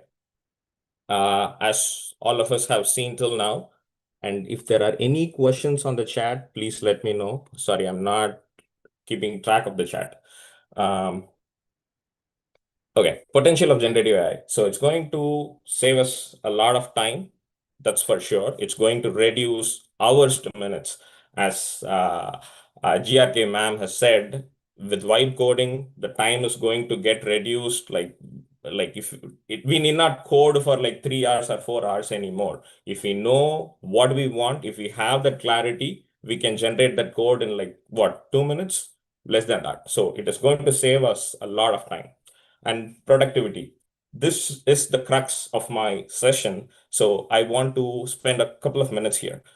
Productivity is not just about the quantity of work that we do. It is also about the quality. And this generative AI is going to ensure we not only do a lot, but we also do it precisely and efficiently. So in that way, generative AI is going to make a lot of difference from all the technological innovations we had till now and unlocks creativity and innovation. Yes, people here might belong to academia, but everyone has a personal life. People wants to be creative. Sometimes we lack that creativity that we lack that creativity. For example, I do not have a lot of creativity. Yeah, I can learn and code something, but I lack a lot of creativity. So let's say if I want to post on a social media for my wife on a wedding anniversary, and if I don't have any thought that's coming up which is creative enough to impress her, I can just ask AI to say, okay, I'm posting this photo, suggest me a Tamil song for me. It is going to give me, and it will also enhance my photo that will help me impress my wife. And innovation, yes, innovation is the word, and AI is going to help us innovate a lot of new things. Democratizes knowledge. I loved the word when ma'am said this. It democratizes knowledge. Person who is learning or studying in IIT, IIM, like Stanford University in USA, and nook and corner of Tamil Nadu, or anywhere in India, or for that matter, anywhere in the remote villages of Africa, we will have the same information available. Isn't that a revolution? So there used to be a time where people who studied in IIT, College of Engineering, Gindi, have access to certain information, especially the research papers. Like even when I studied, I can go access the IEEE research papers only in my college library. My college gave us that luxury. It was available in our college libraries. There were students, my friends, who studied in a different colleges or university. They have requested my help so that I can take use my ID card, get that paper, read it, and I can also share it with them. But now it's not the case. It's available everywhere, and just away from one prompt, we can get all those information. And one quick fact, McKinsey is a company which predicts about like what's going to happen in the world, mostly a data related company, and they are predicting Gen AI will have $4.4 trillion economy. Like it will add $4.4 trillion to the global economy. $4.4 trillion is little over the GDP of India. India's GDP is about like 3.9 trillion, but this is little bit over than that of India's GDP. India is third GDP, like highest GDP country in the world. Think about the power or the use of AI going to be in the coming years. Okay, I'll give us quick break here. If there are any questions, I have not covered anything very technical, but if there are any questions, please let me know. I'll give a 30-second pause here. Okay, if people are not speaking, then this slide is very much needed. Let's have an icebreaker poll. How much time do we spend weekly on teaching prep, research, admin tasks? I need people's help here, and I'll share all these three options. You can react on those options so that we'll understand how much time we are spending.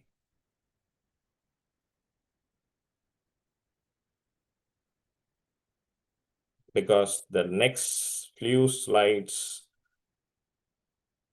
will help us reduce a lot of time. Okay, can you please react on those messages so that it'll be easier rather than counting it?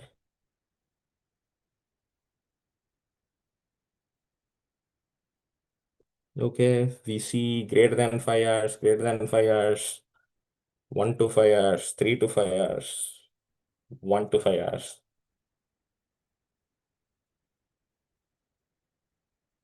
4 to 5 hours, 1 to 5. Okay. Won't this be very cool if we reduce it to less than 1 hour every week to do all these, or at least the preparation, like especially if we know for sure that this is the topic that I'm going to teach in the next week, then wouldn't it be very cool that I generate that lesson plan for that week within like few minutes? That's what we are going to see.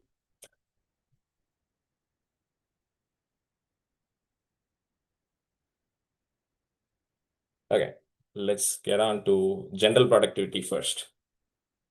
Who doesn't love food? I hope everyone loves food, and everyone is involved either in eating, cooking on a daily basis. Sound mind and a sound body. If we want to be productive in our work, the first thing that we need is a nutritional diet. And that's the topic that I've taken for the general productivity. So, most difficult questions on a daily basis, which is what to cook for today morning or tonight. Am I eating healthy? How can I get fit? And the other challenging part here is there are no right or perfect answers to this. But as people in the professional world or academicians, right, it it will be really hard because I had a working mom.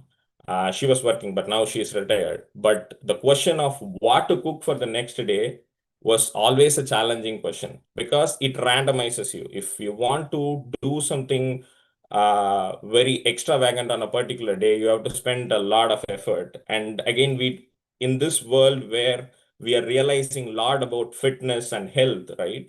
It will be really hard to choose the right thing. So let's use AI. Let me show you an example that I've run already, but we'll also have a live demo of how we can use AI. Okay. So I'm using ChatGPT. Like before I move on, right? I'm just hinting this out, which is I used mostly the AI tools, which is readily available, which is for free. We need not spend much of our money. What I want to show here is like even with these free resources, how can we multifold our productivity? So let's go check this out. So I just gave a prompt saying that I want to reduce 10 kgs of weight over 6 months. I want to build a plan for this. Ask me enough questions before you build a plan, like taking into my dietary preferences and restrictions. And this is the response I got. You can see how many questions AI has asked me to fill. It says like, what is your age, height, weight, and gender? Are you a vegetarian, vegetarian, non-vegetarian? Do you prefer home food or South Indian or a North Indian? Or do you think tea or coffee? Do you have a sweet tooth or snack cravings? What work style you have? Do you prefer a strict daily meal or an exercise plan? Or do you like to include snacks and junks? This is one of the important questions, because when we go ask a gym trainer, right, the first thing that they say is, or in for that matter, any dietary practitioner, right, they'll say that no junk food. Sorry, is someone trying to do something? Okay, so the first thing that we do, the first thing they'll say is no junk foods, but AI will help you there. It will include junk foods of your choices, but in a minimal quantity so that you will not feel that you are missing out on something you like the most, but at the same time, you can stay fit. Okay, so I have entered all the answers that AI has asked for. Now, it asked me with other questions, which is, what is your preferred meal timing? What is your exercise preference? Do you like to have outside meals? I said, I am a person who eat twice a day. So I just said like I want two meals, one at 8:30 and another at 6:30. Like walking is better, light body weight exercise is good for me. And I said, do not give me like 5-month plan at once. Give me 15-day plan first, then I can iterate. I think there was one session, I think it's Mr. Shubham's session, where he said that we have to work on the prompts iteratively. That's very much important. We cannot expect, or instead of saying we cannot, we should not expect AI to give perfect answer in the first prompt. We actually co-work with AI to get what we want. That's what we need to do. And this is the example, right? So I just gave one prompt, and then I'm refining that prompt so that it fits my need to the best of the abilities. So I said, give me 15 days plan. Once the preferences match, we can extend it to 5 months. So now it has computed everything, how much calorie that I need to do, all these things. Then it has come up with a plan. So first thing, it has come up with a wrong answer. You see, it has come up with a plan, but when you look at it, okay, I want to highlight this first before I go there. So it has computed that I need almost like 1,800. Yeah. So it has computed for the weight that I wanted to lose. It says to me that I have to have only 1,800 kilocalories per day. So it needs to give me a meal plan that gives me 1,800 kilocalories per day. So you see here, you can see here. So it says 600, 180, and 650, which is not even like what, 1,300 kilocalories. Sorry, any questions? Okay. So I said that calories are not adding up, fix it. Also a good snack choice. So now it fixed it. It again, I got calories are not adding up. So now it fixed it. But this time it gave me the quantity in cups. It said 1 cup vegetable poriyal. I do not know what 1 cup is. So I told AI, give me the portion in grams instead of cups. And now I got this plan.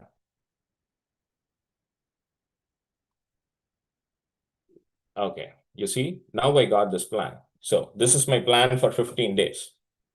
Isn't this cool? Like now, 15 days prayer, I know what could be my food for the next 15 days.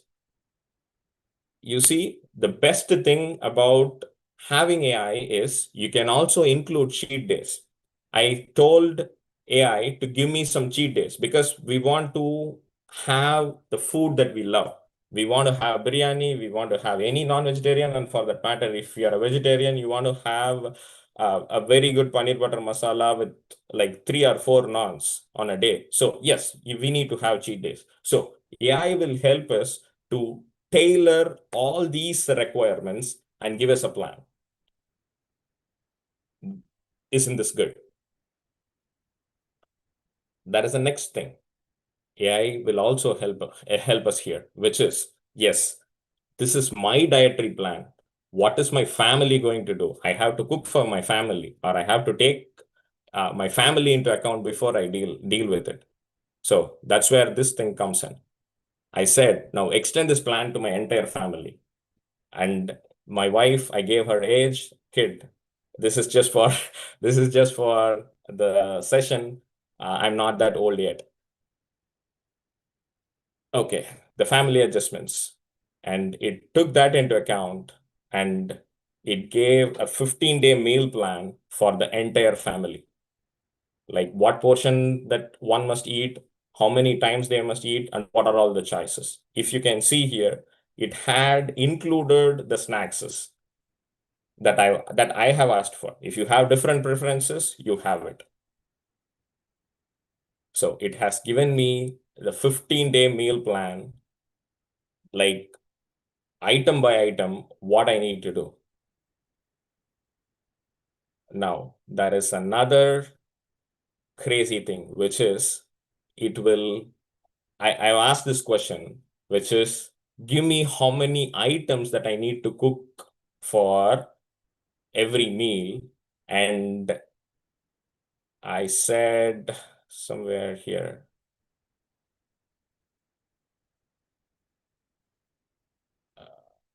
calories. Okay.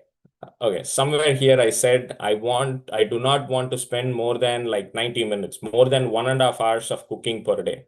And it incorporated that suggestion, and it gave me the list of items that I need to cook for a particular day. So we have this entire plan for 15 days on what to cook. The question of what to cook, when to cook is gone now. You can focus on your work. You just have to use the schedule and get it done on a particular day. So this is what AI can do. Like for 15 days of your dietary plan, you just need to spend like 10 minutes and you have the plan sorted out for next 15 days. Okay. We have shown this one example on general productivity. I would like to have questions or any suggestions or any topics that you have in your mind to improve the general productivity. So it could be like changing a video or getting a takeaways from a video. We can try that. Is there any particular choice or suggestion that people have? Like dietary is one example. We can also use AI for a different, so that we can see a live demo of how it will look like. Do anyone have some suggestions? Like it could be your vacation plan, it could be anything on your, which would help you improve productivity on a daily basis.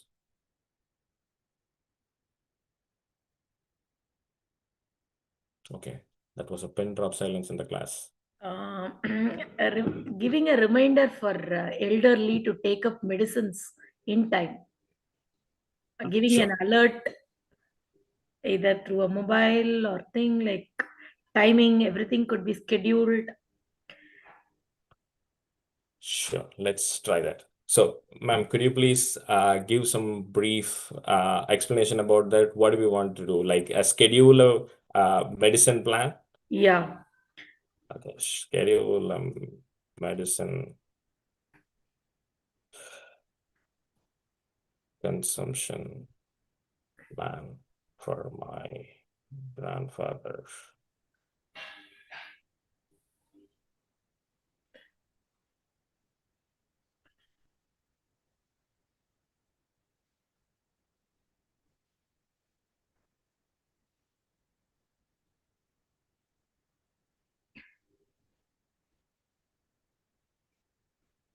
Okay, this is one of the very good aspect of the prompts. I gave a very vague prompt. I said, schedule a medicine consumption plan for my grandfather. He has to take 5 medicines. It is not going to construct the plan right away for me. It is asking me questions. What are the medicine names? What are the dosage timings? Are there any restriction for that person? His walking and what are his sleeping and walking schedules would look like? So I do not know the medicine name. Maybe a sugar tablet.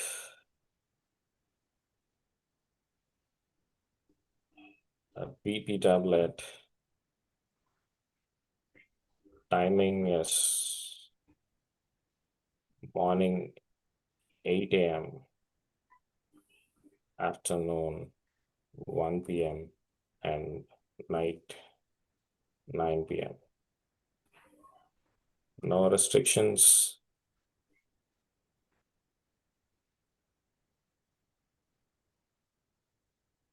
Sleep between 11 p.m. to 7 p.m.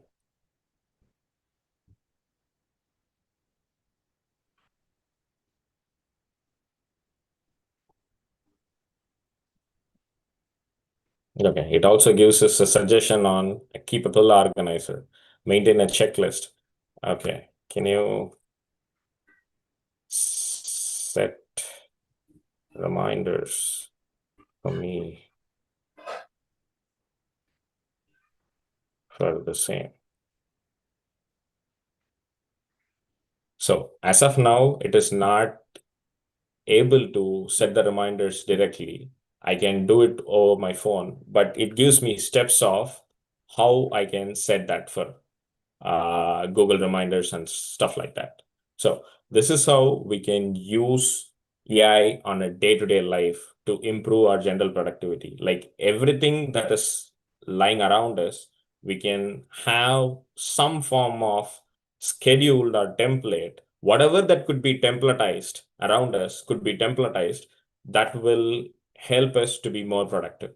Are there any questions? Are there any questions on how to prompt? Are there any questions on why I gave a question or why I gave a prompt like this? Are there any questions on prompting?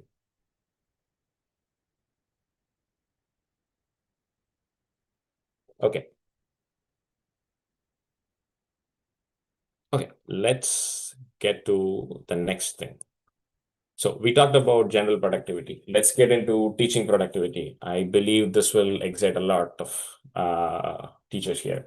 So teaching productivity with GenAI, how can we improve our day-to-day productivity? So we have a lot of tasks like lectures, outlines, which is nothing but the lesson plans, question paper setting, and simplify the complex concepts for people who have different understanding abilities. I think that will be the most challenging thing. If we have a class of like 30, 40 students, then we have people with different understanding capabilities, which we need to cater to. So now let's use AI on create a lesson plan first. Okay, is my screen still visible?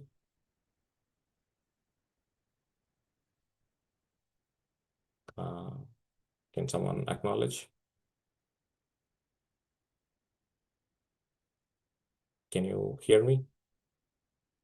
Can someone hear me? Hello? Yes, Hello? Praveen, yes. Okay. Okay. Yeah, thanks. Okay, so this is a lesson plan that I generated using AI. you can believe me. This is a lesson plan that I generated using AI for deadlocks. This is a 1 hour lesson plan, and I generated in like 5 minutes. You can see how organized the lesson plan is. It sets the learning objectives. It is giving a warm-up activity for the class to try it out and people to start thinking about it. It is giving introduction to deadlocks with examples from cinema, sports, and the topics that the students will like. And the most interesting thing is it gives the diagrammatic representation of every deadlock concepts. And you can see here the real life example. It talks about a college hostel scenario where there are 4 students and there are 4 resources: washing machines, 2 washing machines, 1 detergent dispenser, and 1 drying area. And it explains the entire deadlock information, like the prerequisites of deadlock, the conditions for the deadlock to happen, the deadlock avoidance, deadlock termination, all these concepts with the same real world example. And you can see this. It talks about the deadlock strategies, and it says design the system to make a deadlock impossible. Approach is eliminate mutual exclusion. It says upgrade to higher capacity shared machines or use 2 small washing machines. Like, I'll share all these templates with you, and we are going to do one topic of your choice. Before that, what I wanted to highlight is it provides the interactive class activity. It, like, once we are done with the lesson, we can have the interactive class activity and it is generated. Like, we need not think of any particular scenarios or an activity session. Good thing is, since I said this is first, sorry, I'm not sure whether I showed the prompt. So this is the prompt that I gave. Yes, I gave more prompts after this to make it what I needed, but this is my initial prompt. I want to create a detailed lesson plan for 1 hour class on the following topic. I want a real life example that students can understand. For each topic, give me a real life sample and then draw parallel explanation to the technical concept. This is what I gave, and this is what we have now. So you can see all these examples that students can easily relate to. The college mess kitchen nightmare. Like, there are 4 cooks, there are 3 stations, which is like 4 processes, 3 resources. It explains everything. And it will also draw parallels between the real life example and the technical aspects of it. And what I liked the most is it gave me real world case studies. So you can see the topics which the students can easily grasp. It talks about the WhatsApp outage during an IPL, and this happened. It clearly tells me that Mumbai server that is holding the connection for Western Indian users, and Delhi servers are waiting for the Mumbai server.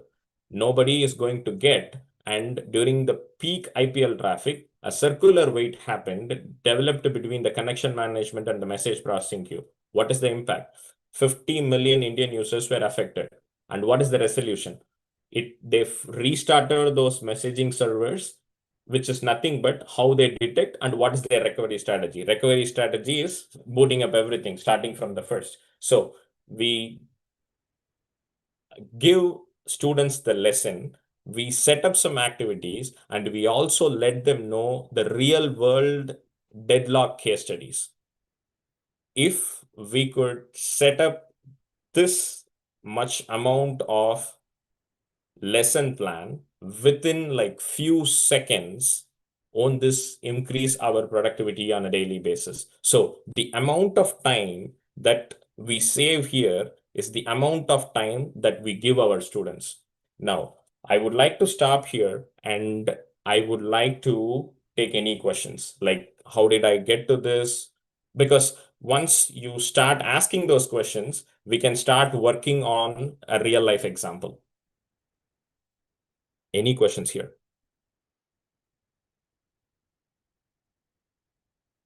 Okay. Okay, let's do one other topic because this is something that I've already generated to show it to you. Let's do one other topic. Uh, does anyone have a topic in their mind? I started with deadlocks. If there are any programming concepts or anything which you're interested in, we can try that. And you can see how fast it generates the details for us. Is anyone having a topic?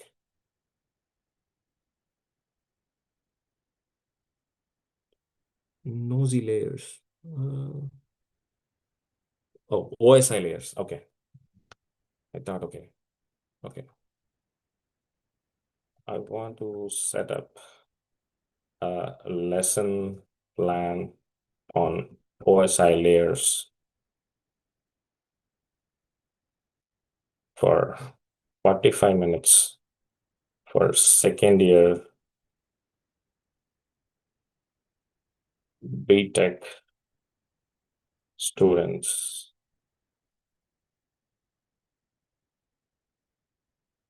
So I want to start something really vague so that we can refine it with the prompts.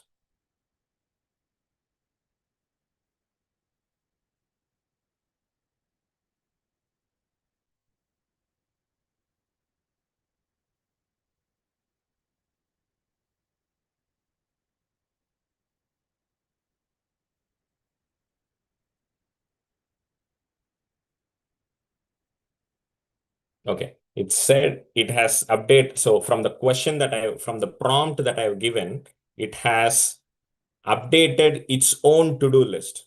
I hope everyone can see this, right? It said analyze the existing plan formats.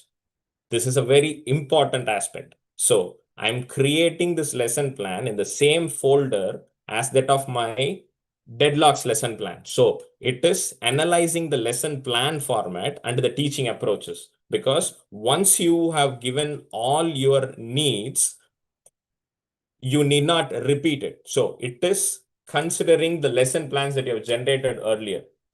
It defines the lesson learning objectives of OSI layers, create lesson plan structure with 45-minute breakdown, develop opening activity and the real world analogies for OSI layers, design main content section with Indian and cultural content examples, create interactive activities, visual representations, design assessment, create a memory aids, add extension activities and homework assignments, and review and refine complete lesson plan. So we just say approve.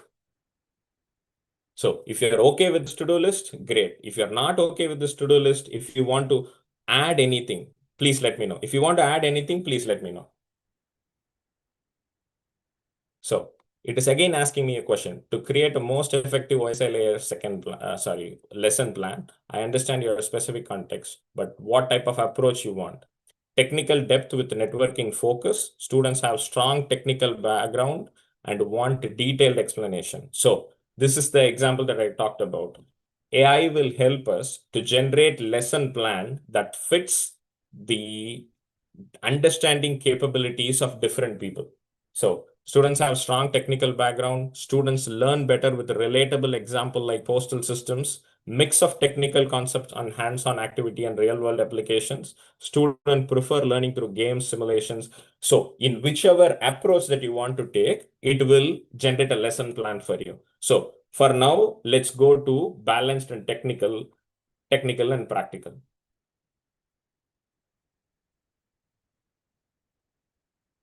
So, and I'm not doing anything. I've just given prompts and you can see the magic happening here.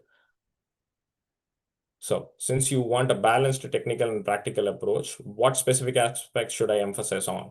Focus on networking protocols, emphasize practical troubleshooting, include hands-on activities with like packet analysis, balance all three. So I hope we want balance all three because it's the first time we are teaching the concept. But if you think you want to have a different thing, please let me know in the chat, or you can just unmute and let me know. Let me give a 10 seconds pause. Like, can everyone read the suggestions that are popping up here?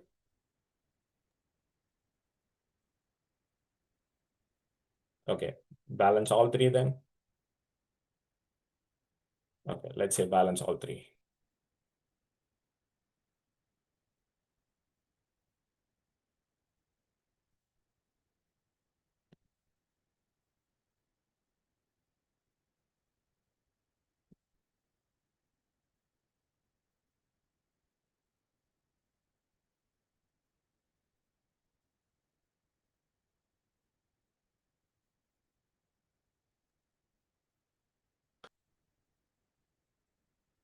Okay, in order to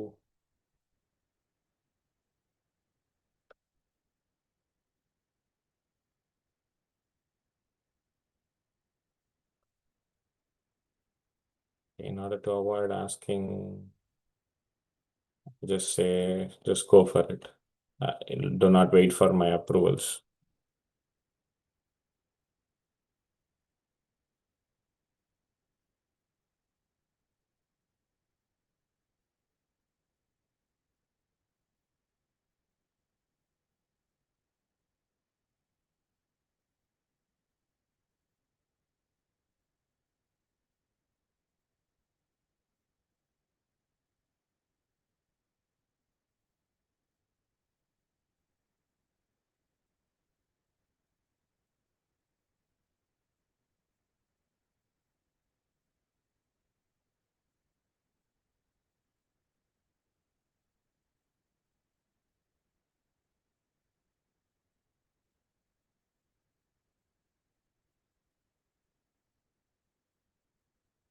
It's taking a bit of time, but we'll see the document. When we see the document, finally, we'll know.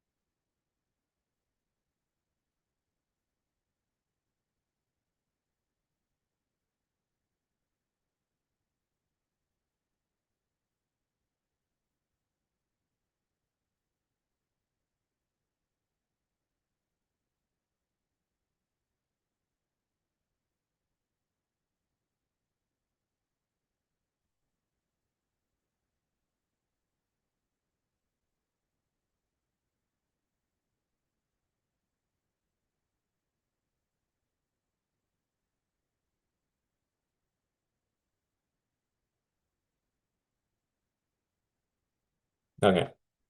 So you can see the lesson plan is getting generated on the right-hand side. We just gave few prompts and the lesson plan is getting generated.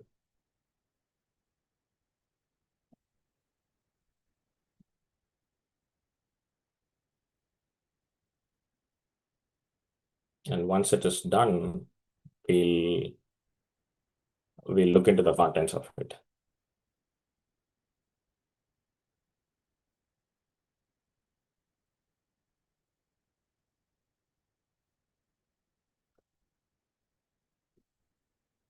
So the important aspect here is we gave enough prompts. We fit our requirements. Like we explicitly tell our requirements about what we want to do and how we want to structure the lesson plan. And one other advantage is since I'm creating this in the same folder as I created my previous lesson plan, it took that format into account. So you need not, let's say you would have in the initial lesson plan that I created, right? I said like I want to have real world examples. I said I want to set it up in this structure. I said I want real life case studies. But in this second plan that I'm generating, just because it happens to be in the same folder, it looked into the other lesson plans. It understood what kind of need that I have, and it took that format into account, and it has given me the result. So you can see it is still generating a lot of content.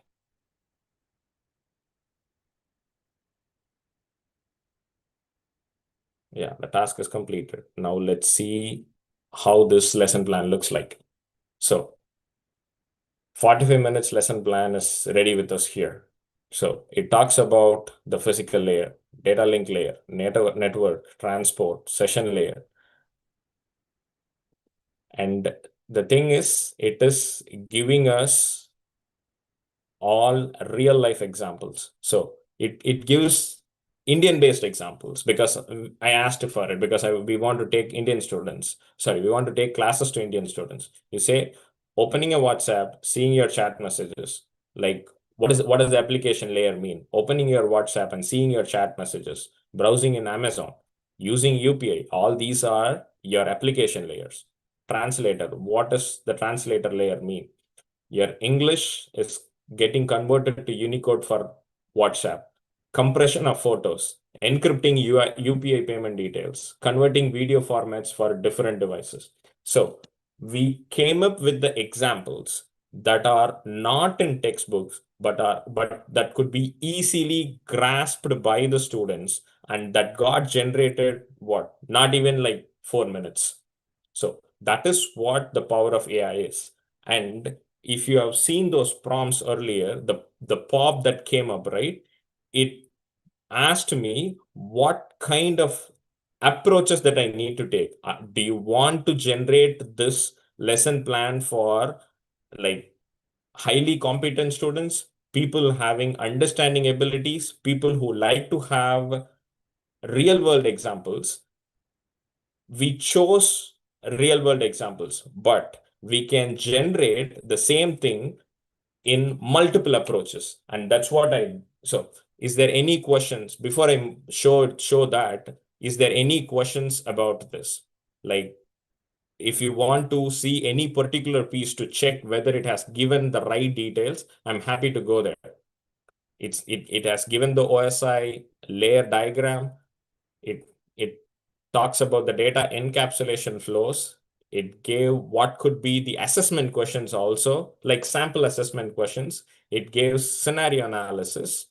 And what I'm very much interested in is like what is the real life thing that it has talked about. Creative plan, explanation, network, industry, interview. So you can it also gave questions on like what you could ask an industry person about the OSI layers. It gave the extension activities and homework. I don't see the real life case studies. So let's ask that. I don't see real life case studies. Can you add 2 examples?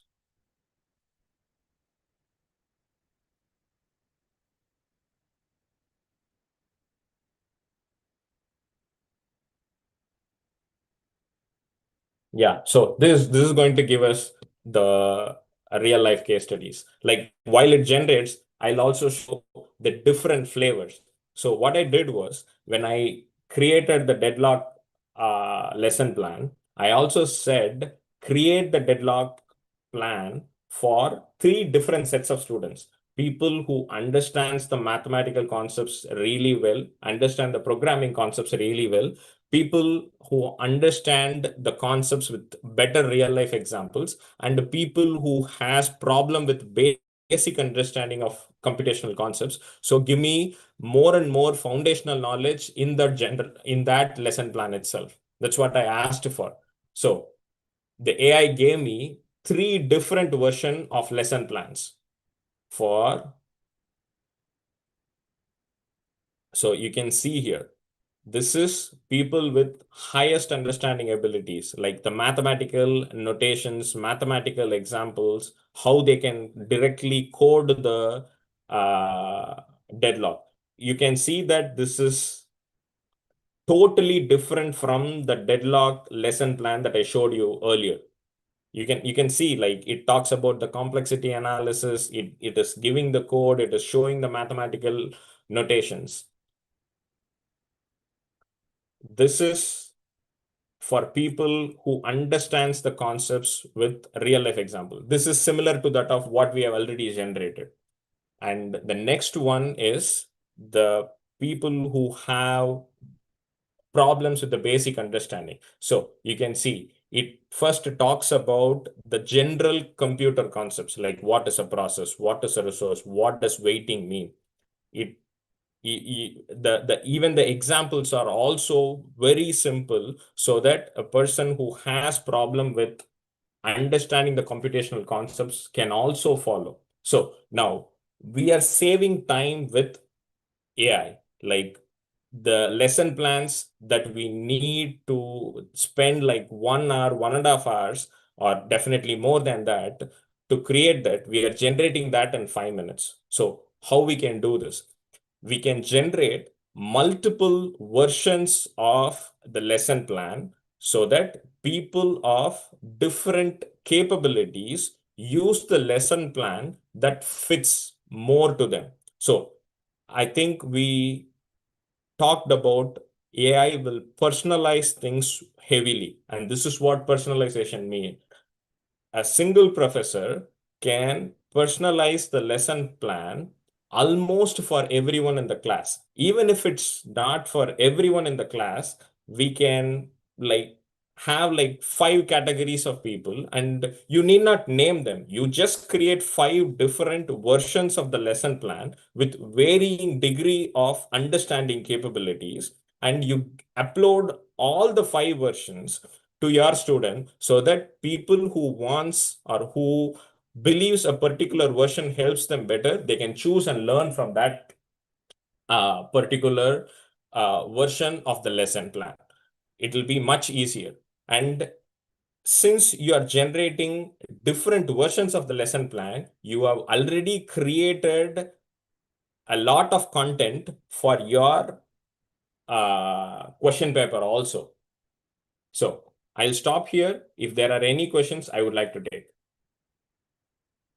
And also, like, if I get some answers, this will be helpful, because so that we can change the pattern, or we can change the live demos as people are looking for. So please let me know. I have a small question, Praveen. Yeah, sure, ma'am. For the very basic subjects, it's working very fine. I've tried this for especially data structures and SQL. I've tried a lot and it works.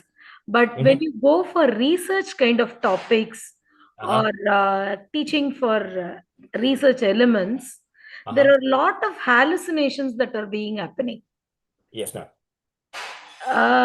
So at times we forget to say that hallucinations should not be there in our output. But even if we say for checking or cross check with the URLs, cross check with the implementations, still we see lot of hallucinations.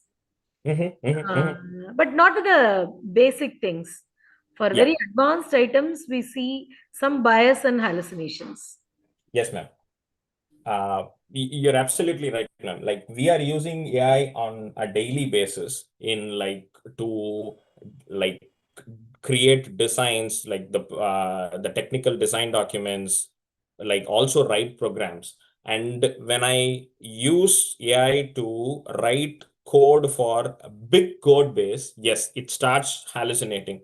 And at least what worked for me is I divide the problems into chunks. So in this example that we have written here, right? So this is a very generic prompt that we have written. I want to set up a lesson plan for OSI layers. But for complex concepts, what worked for me is I split the problem into pieces. If like that is my next topic, like how can we use this for research productivity? If you have any topics for the research productivity, we can try that now. Maybe we can work through that and see how we can reduce the hallucinations.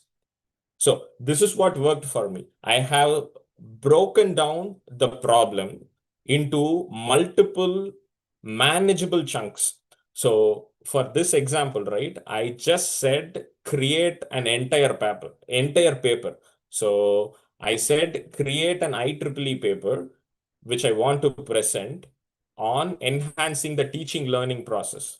And I I did, honestly speaking, I did not walk through the entire content, but some of the contents are really good about, especially in the Indian context. So if you have any topic in mind for research, we can try that out here. Uh, do you have like any topic in mind, ma'am? So that especially the ones where you felt there are a lot of hallucinations. And before we move on to the research productivity, I would like to take any questions if there are any questions on like the teaching productivity. And honestly speaking, I also prepared a question paper and a key for data structures. Like we have the question paper in like 5 minutes. Give me a moment. I have that question paper created. I'll take that question paper.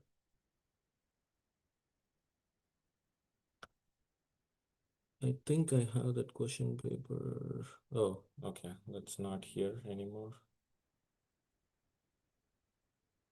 Okay. I have that question paper somehow, but like creating a question paper is not even a thing. We can, like, even if we want it now, we can create it. Is anyone interested in a particular question paper with particular topic in mind? And we are running out of time. I think we need to be quick. Yeah. Like, do you want to see the question paper generation, or if people have already used it, I do not want to go through that.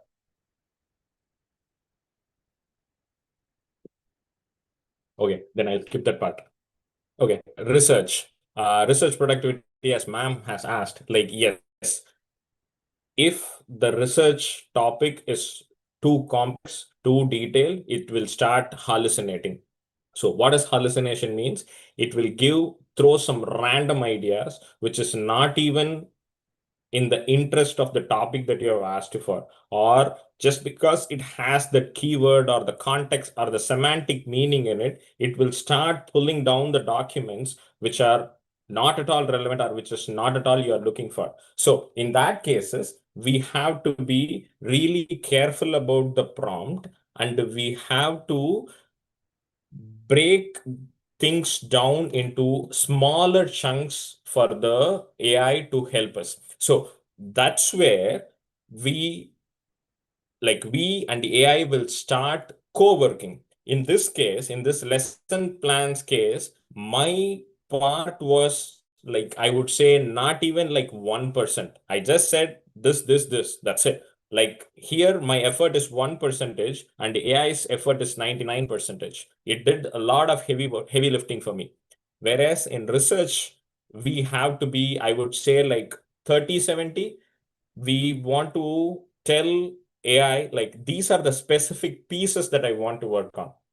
Ma'am, if you have any topics in mind or anyone having any topics in mind, we can start with how we can improve the research productivity. Like it could be literature survey, it could be like getting different papers of same topics, or presenting ideas, how we present the ideas, or just the document writing or review.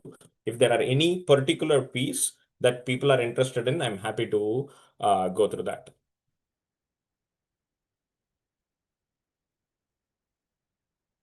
Is there any research topic or any Maybe specific? something Yeah, like please. impact of vibe coding in DevOps. Sure, ma'am. So, help me write a research paper on impact of vibe coding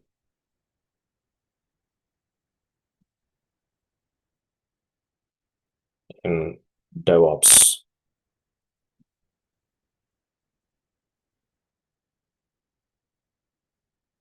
Okay.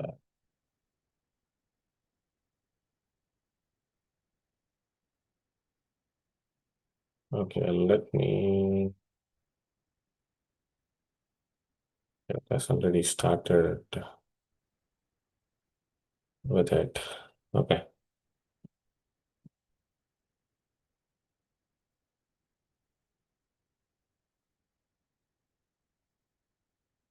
So it has already started writing the research paper.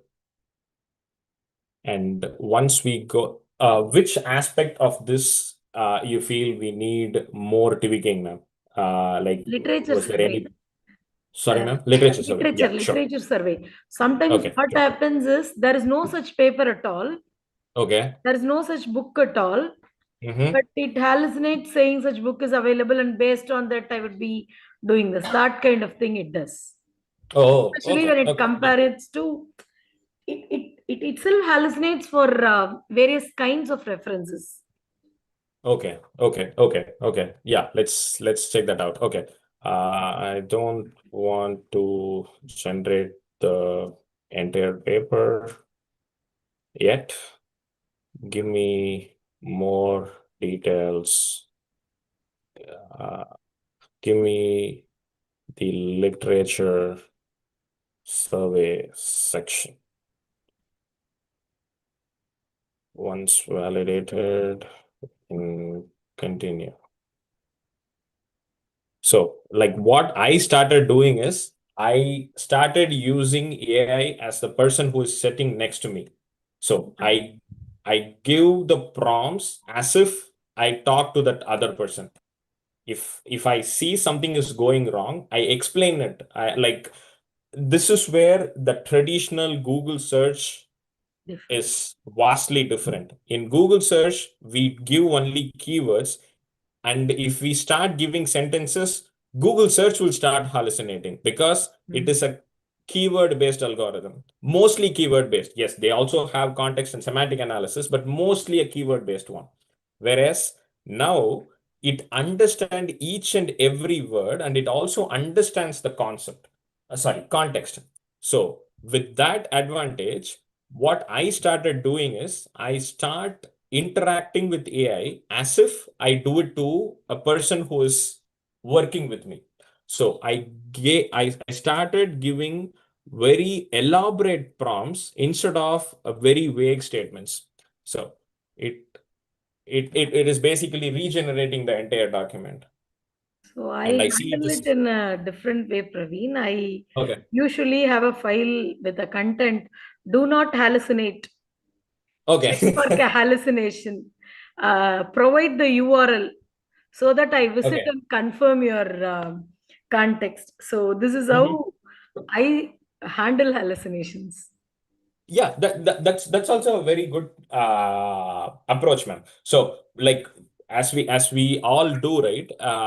The approaches could be different, but what I feel is it will be hard for us to go check each and every link that the AI gives. But what I will do is I'll just create a smaller section and validate it myself. First, read through those, validate it, and if it is not right, I'll just ask it to either correct it or regenerate it as if I did now. So now let's go check this. Okay, this is just the literature review. And yeah, it has these many references, guidelines for this. And you're saying that there are chances that these papers do not even exist. Is that right, ma'am? Yes, yes, yes. Okay, let's take the top three. What do you think, ma'am? Not always it's going to be true that it hallucinates, but there are a number of times, as you said, it can hallucinate. So let's, oh, did I copy all those three at once? Yes, I did.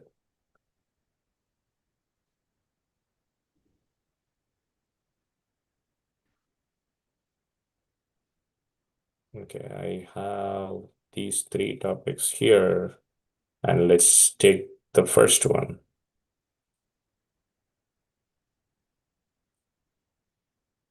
Let's see. Okay, at least this paper exists.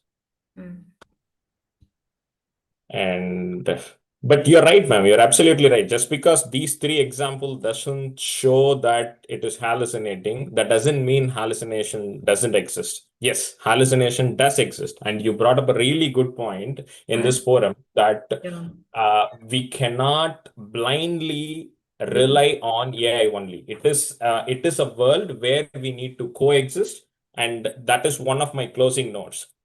Like the human evaluation and the human decision still remain superior.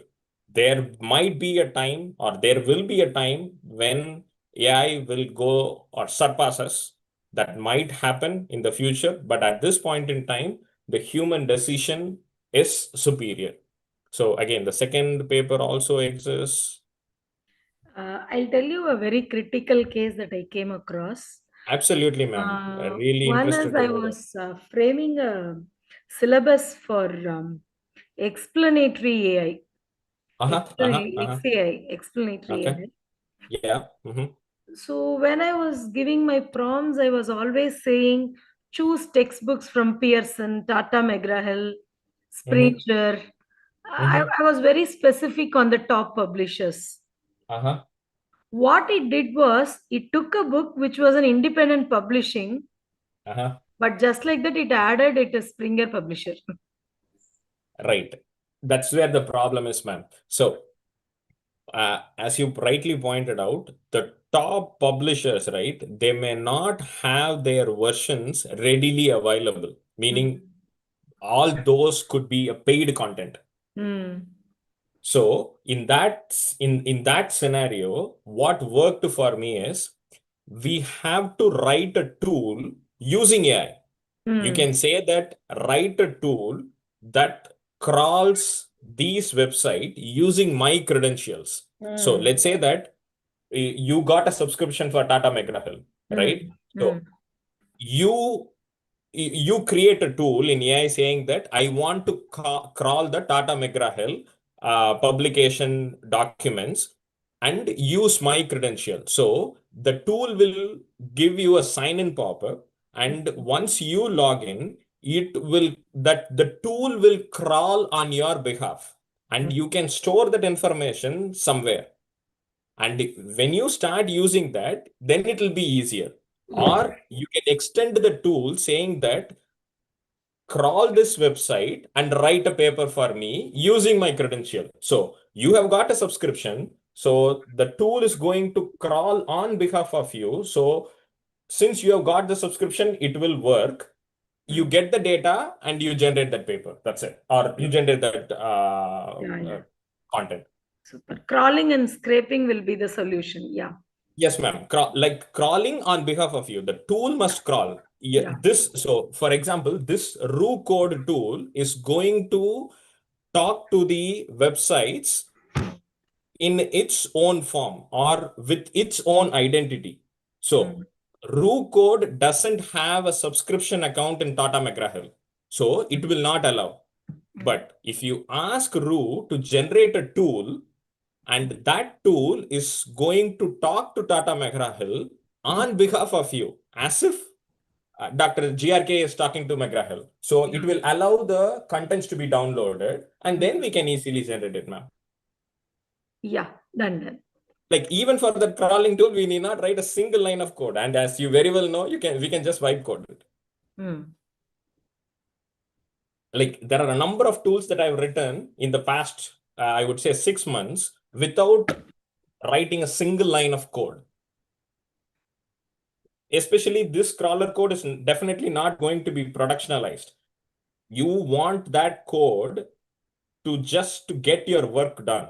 So yeah, like we need not like design it in a very proper concept based or anything. You just write a tool because you want to get the work done. So let's just wipe code. Okay, are there any questions? Sorry, ma'am, before I move on, like, did I answer your question, ma'am? Yeah. Sure. Thank you. Before I move, are there any other questions in research? We talked, like, you can see here, like, we just say, give me a literature survey for this, and it generated, and it has given us a lot of papers, the paper references, and it also talks about the impact of each and every paper. And I'm sure it will take us like weeks to complete the literature survey of these many papers. And this has given the crux of it in like what? Few minutes. So that is the power of AI that we have, but it comes with a cost. Now, anyone can generate a paper. I am someone who is not at all into research, and honestly speaking, I'm not that good at research, but I can also generate research papers. So now it is become increasingly challenging for people who is not using AI to compete with people using AI. And I think that's why people are organizing these programs where everyone should or start using AI on a daily basis. Okay, I think we are running out of time. We have 7 minutes, so I'm going to skip the admin productivity topic, and I would like to quickly get to the closing notes. Okay, before admin productivity is nothing but like take AI's help to write reports, write professional emails, because because I have been through that. If I want to write an email to my HOD, my program coordinator, I have to proof check it a number of times. It will take at least 1 hour. I'll ask like 3 or 4 of my friends that does it look professional? Are there any mistakes? Anything like that. But now we can get that done in like in a fraction of a second. You just say, this is my goal. Let's say I want to organize an industrial visit, write an email for my HOD. It will give you the content in like in seconds. Okay, so I'm skipping admin productivity. Let's get to the responsible use and risk. So these are some closing notes, which I'll finish it in like another 5 minutes, and then I can take questions after that. First one is bias and responses. I just want to quickly show what bias and responses mean. I have this already biased ones. I think I have it here. Okay. So these are some samples of biases, and there are a number of other biases as well. So you see, I said create a sample image of a doctor. All are men here. Give me an image of a driver. All are men here again.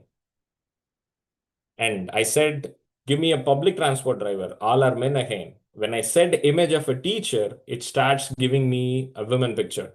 So this is one kind of a bias. AI associates a profession to a gender. This is one kind of a bias. There are a number of other biases. There are racial biases.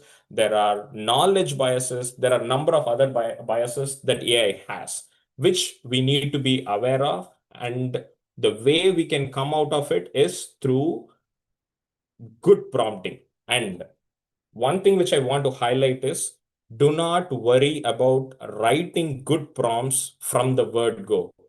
as ma'am has pointed out, if you want to teach your children cooking, you will start from the baby steps. Similarly, start using AI. Start using AI in everything that you think of. We will all start with wrong prompts, and AI will start hallucinating. It is not going to give the answers that we are looking for. But once you start using it, then life will be a cakewalk. Okay, the second one is plagiarism and originality concern. As teachers, professors, you'll definitely have this problem. Students are going to use AI to complete their assignments, to write a program which you gave them as assignment, and it is going to happen, and probably they are already doing it. This is my personal take. What I would do is I will allow them to do it, but make the assignments and the question papers in a way that it really tests their knowledge. Because if we are stopping them from using AI, basically what we are saying is that you do not go to the next level.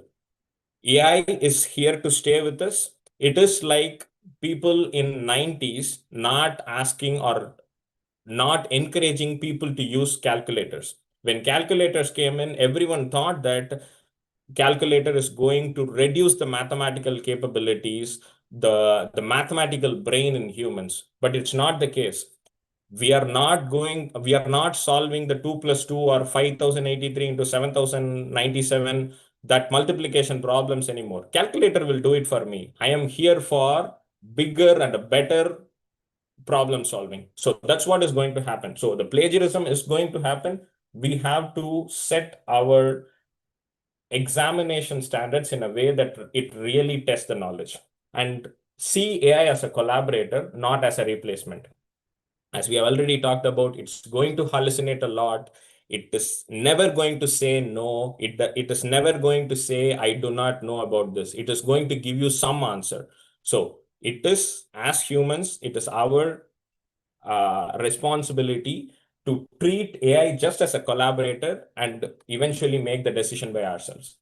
Now, adapt or get left behind. These are some of the examples. The companies which has not taken the innovation seriously and got left behind.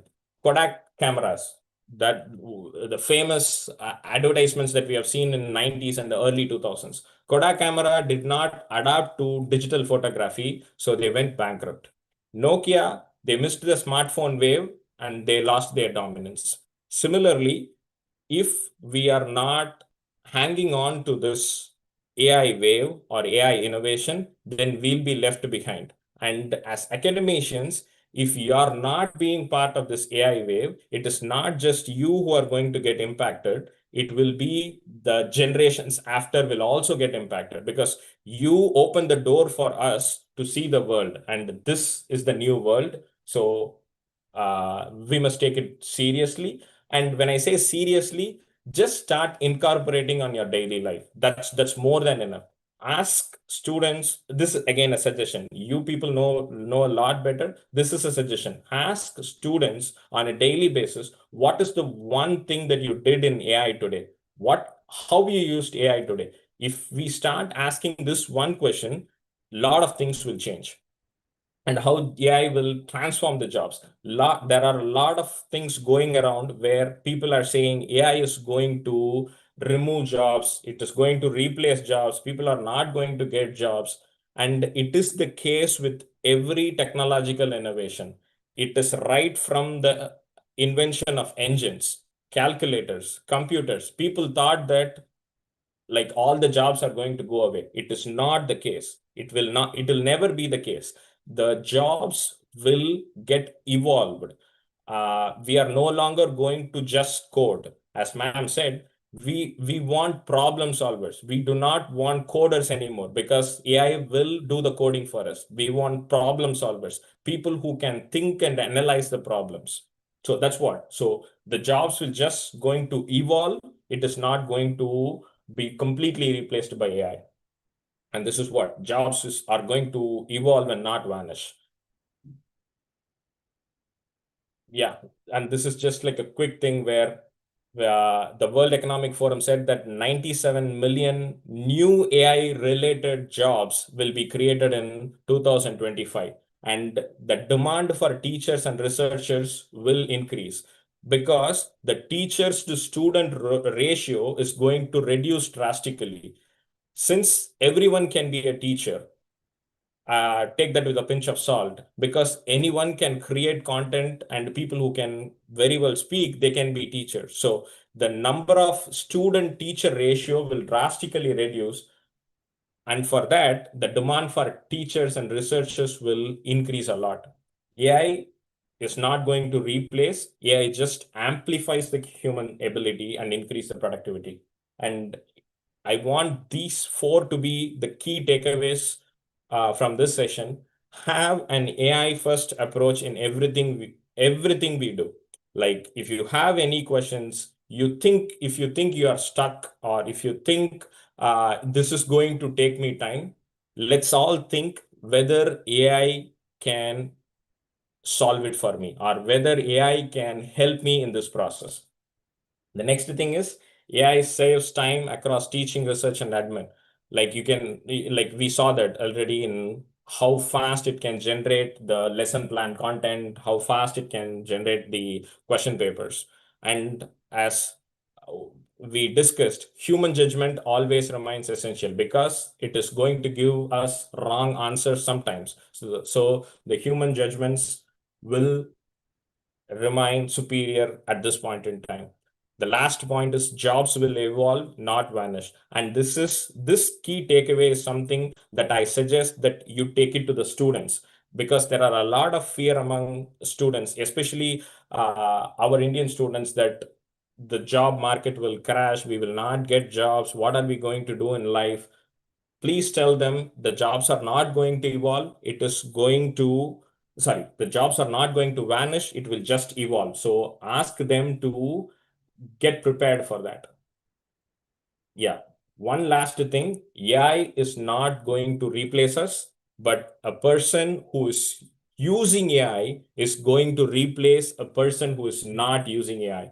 If we keep that in mind, we will start using AI on our daily basis. And that's it. Thank you so much. And these are certain tools and AI things to explore. And this PPT is already shared. So please take a look at these tools. Yeah, that's it. And these are some of the resources. And just a quick note, what I used today is something called RU code, and we can install this RU code in Visual Studio Code. And I have given the YouTube link on how to install VS Code, how to install RU, and RU definitely needs a subscription.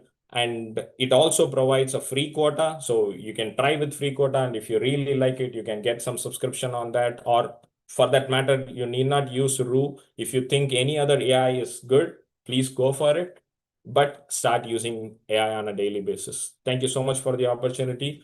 Hope I have given something to take from the session. Thank you so much.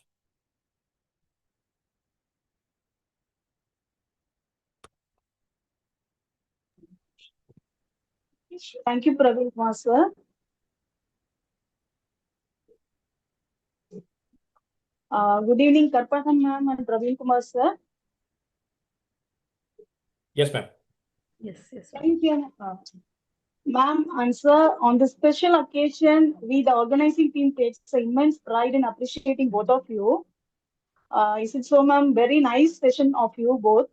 As a staff and a student, it is a remarkable one. Today is a remarkable one for us on this online FDP program what we are organizing. Who had a wonderful opportunity to serve as a resource person for us in this FDP at Ponga Arts and Science College, Autonomous Erode. And also, ma'am, Karpaga ma'am and Praveen sir, it is a truly commendable to see both your staff, Karpaga ma'am, sharing your expertise and knowledge, and you as a student also rose the occasion, proving that learning and leadership going hand by hand in this both sessions. I'm feeling that one. So I'm an immense pleasure and happy. I'm so happy to say that both of your individual brilliance also brings great recognition and honor to our institution in this time and in this FDP of the today's session, Tapaga Madam and Ravi Sir. Thank you, Madam and Sir, for your notable and remarkable session today. As September 5, the Teachers' Day, you have given, both staff and the students have given a great session for us in this vibe coding, which is vibrant for us, and also the research Gen AI by the Praveen Kumar Sir. And this introduction by Karpagam ma'am and Praveen sir as a resource person for us by Rudra added a great value to our session and the program. So on behalf of our organizing team and as the coordinator of this ATAL FDP and the head of the department computer application and also the behalf of participants, I am in great honor and pleasure to thank both of you for your practical and skill enrichment program. Thank you. Thank you. Thank you so much, ma'am. Thanks for the opportunity. Thank you. Thanks for the opportunity. Thank you, ma'am. Thank you, Praveen.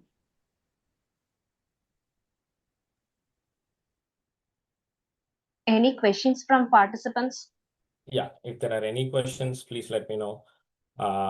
If you have any questions, you can definitely send me an email. I'll try my best to respond as soon as I can.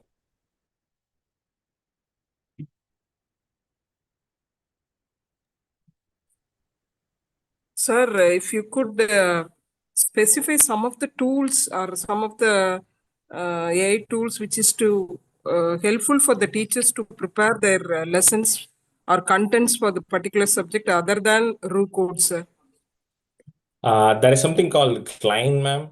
You can use it. I'll put a message here. There is something called Klein, and you can use all these questions, or you can use ChatGPT is good enough, ma'am. To start with, ChatGPT is good. We can generate the same content in ChatGPT, and the way I use to do code is it is something that I'm using on a daily basis, so I just stick with it. But you can ask the same questions to ChatGPT and Gemini. You can get the same content. Yeah, sir. RU code is also very user friendly and it is using like easy. But I'm asking that if suppose subscription is got over, then if we have any alternate option, it is useful for us. No, that's why, sir. Yes, ma'am. ChatGPT should definitely do good for the teaching preparations. Thank you, sir. Yeah. Sure. Sir, one more question from chat box. Since AI is becoming more autonomous and starts making decisions for us, are we controlling AI or is AI slowly controlling us? Very nice question. At this point in time, as I pointed out in the session also, as of now, we are controlling AI because if we say regenerate the document, I do not like that content, AI is still generating it. AI is not saying, no, this is the right content, you go present this content. It is not doing that. So at this point in time, we are controlling AI.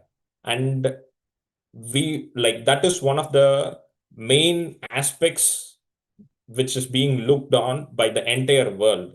We want to have ethical use of AI, and there are number of countries that are bringing in laws and guidelines for this AI in order to ensure AI is not going to surpass us.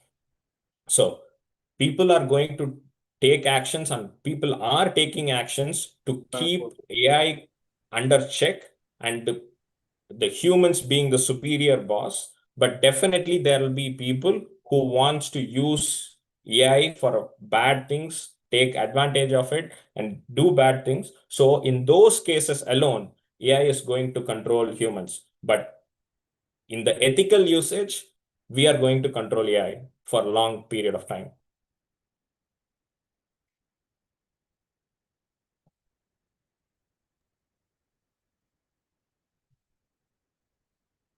Thank you, Did I sir. answer the question? Yeah. Any free tools for research scholar using AI? A question from Nandita. Yes, ma'am. RU has free quota as well. Like only if you go beyond the free quota, you have to pay the price. Otherwise, even the free quota has a lot of the free quota also has a lot of quota, meaning you can use it for a longer period of time. And I think they have certain daily the content, sorry, the usage actually resets daily. So you can, if you are going over the board on a particular day, you just give like 24 hours, you can still use it the next day. The link is available in the PPT, madam. It should be available. The PPT should be available for all of you, I guess.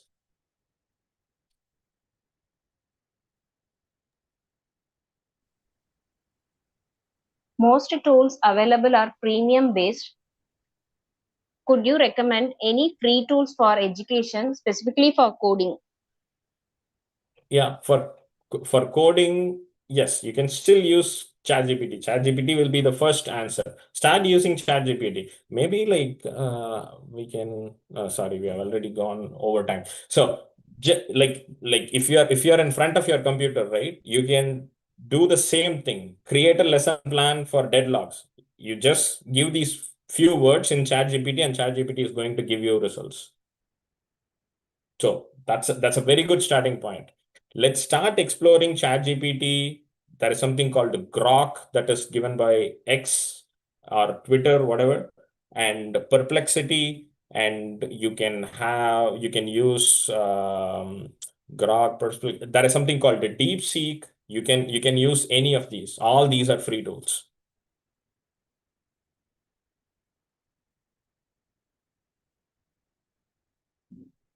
What about plagiarism of AI generated content? I specified one of the tool which helps us to detect plagiarism using AI. If we use the tool, yes, it is going to help us. But again, there'll always be an virus to an antivirus and an antivirus to an virus. In the similar fashion, right? There are tools which will humanize the content as well. So we have to be really careful. And the one way that I could think of is we have to change our approach to our examination process. If we still stick with what questions, define questions, then students are going to plagiarize and they are going to get away with it. If we change the pattern, saying like why this happened, explain me, and also on a one-to-one basis, if you start asking those questions, it'll be easy for us to evaluate their understanding. Is the paid version of AI tools are more accurate than the free versions are. So the paid version, at least in my understanding, ma'am, it is not about the availability of information or data points. It is about how much you can use, because every sentence that is being processed by AI has a cost to the GPU servers that the companies are having. So if you process huge amount of words, huge amount of data, then they will start billing you. So it's not about the availability of data, it is about how much you are using the system.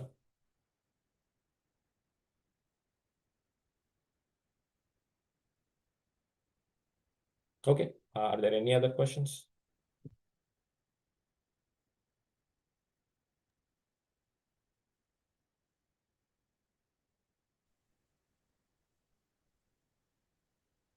Thank you, sir.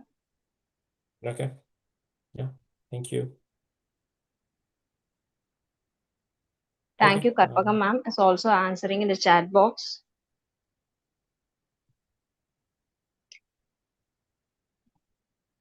Thank you, sir. Such a wonderful, highly informative sessions on Gen AI. Thank you, sir. And thank yeah, you all thank you. participants. Participants are requested to submit your attendance and feedback posted on the screen, and it will be enabled by 10 up to 10 p.m. Dear participants, important announcements. According to ATAL norms, to receive a FDP certificate, maintaining 80% of attendance is mandatory. Scoring 70% of marks in the final day assessment in the ATAL portal Mark your attendance and feedback within 30 minutes after the link will be disabled. Thank you all. Dear participants, kind attentions. Follow the instructions on tomorrow's after the last session. To generate a ATAL certificate, kindly log in ATAL website with your login ID. Check your general details and profiles. If any correction, kindly change it. And check your attendance for all 6 days and provide your feedback in the feedback tab.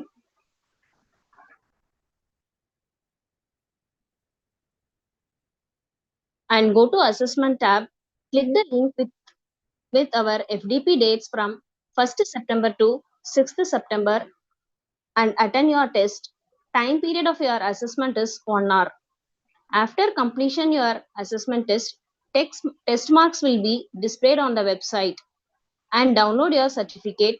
Before generating the certificate, check your name, designation, college name and other details. To attend the test, materials will be provided on tomorrow morning. Thank you. Thank you all. And tomorrow's session will be start by 2 p.m.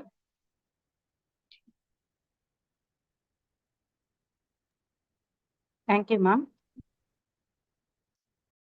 Ma'am, tomorrow test will be at what time, ma'am? Hello, ma'am. Ma'am, from 7:15 to 8:15, Ma'am, ma'am. 7:15 p.m. ma'am. 7:15 p.m. Yes, ma'am. Okay. Thank you so much, ma'am.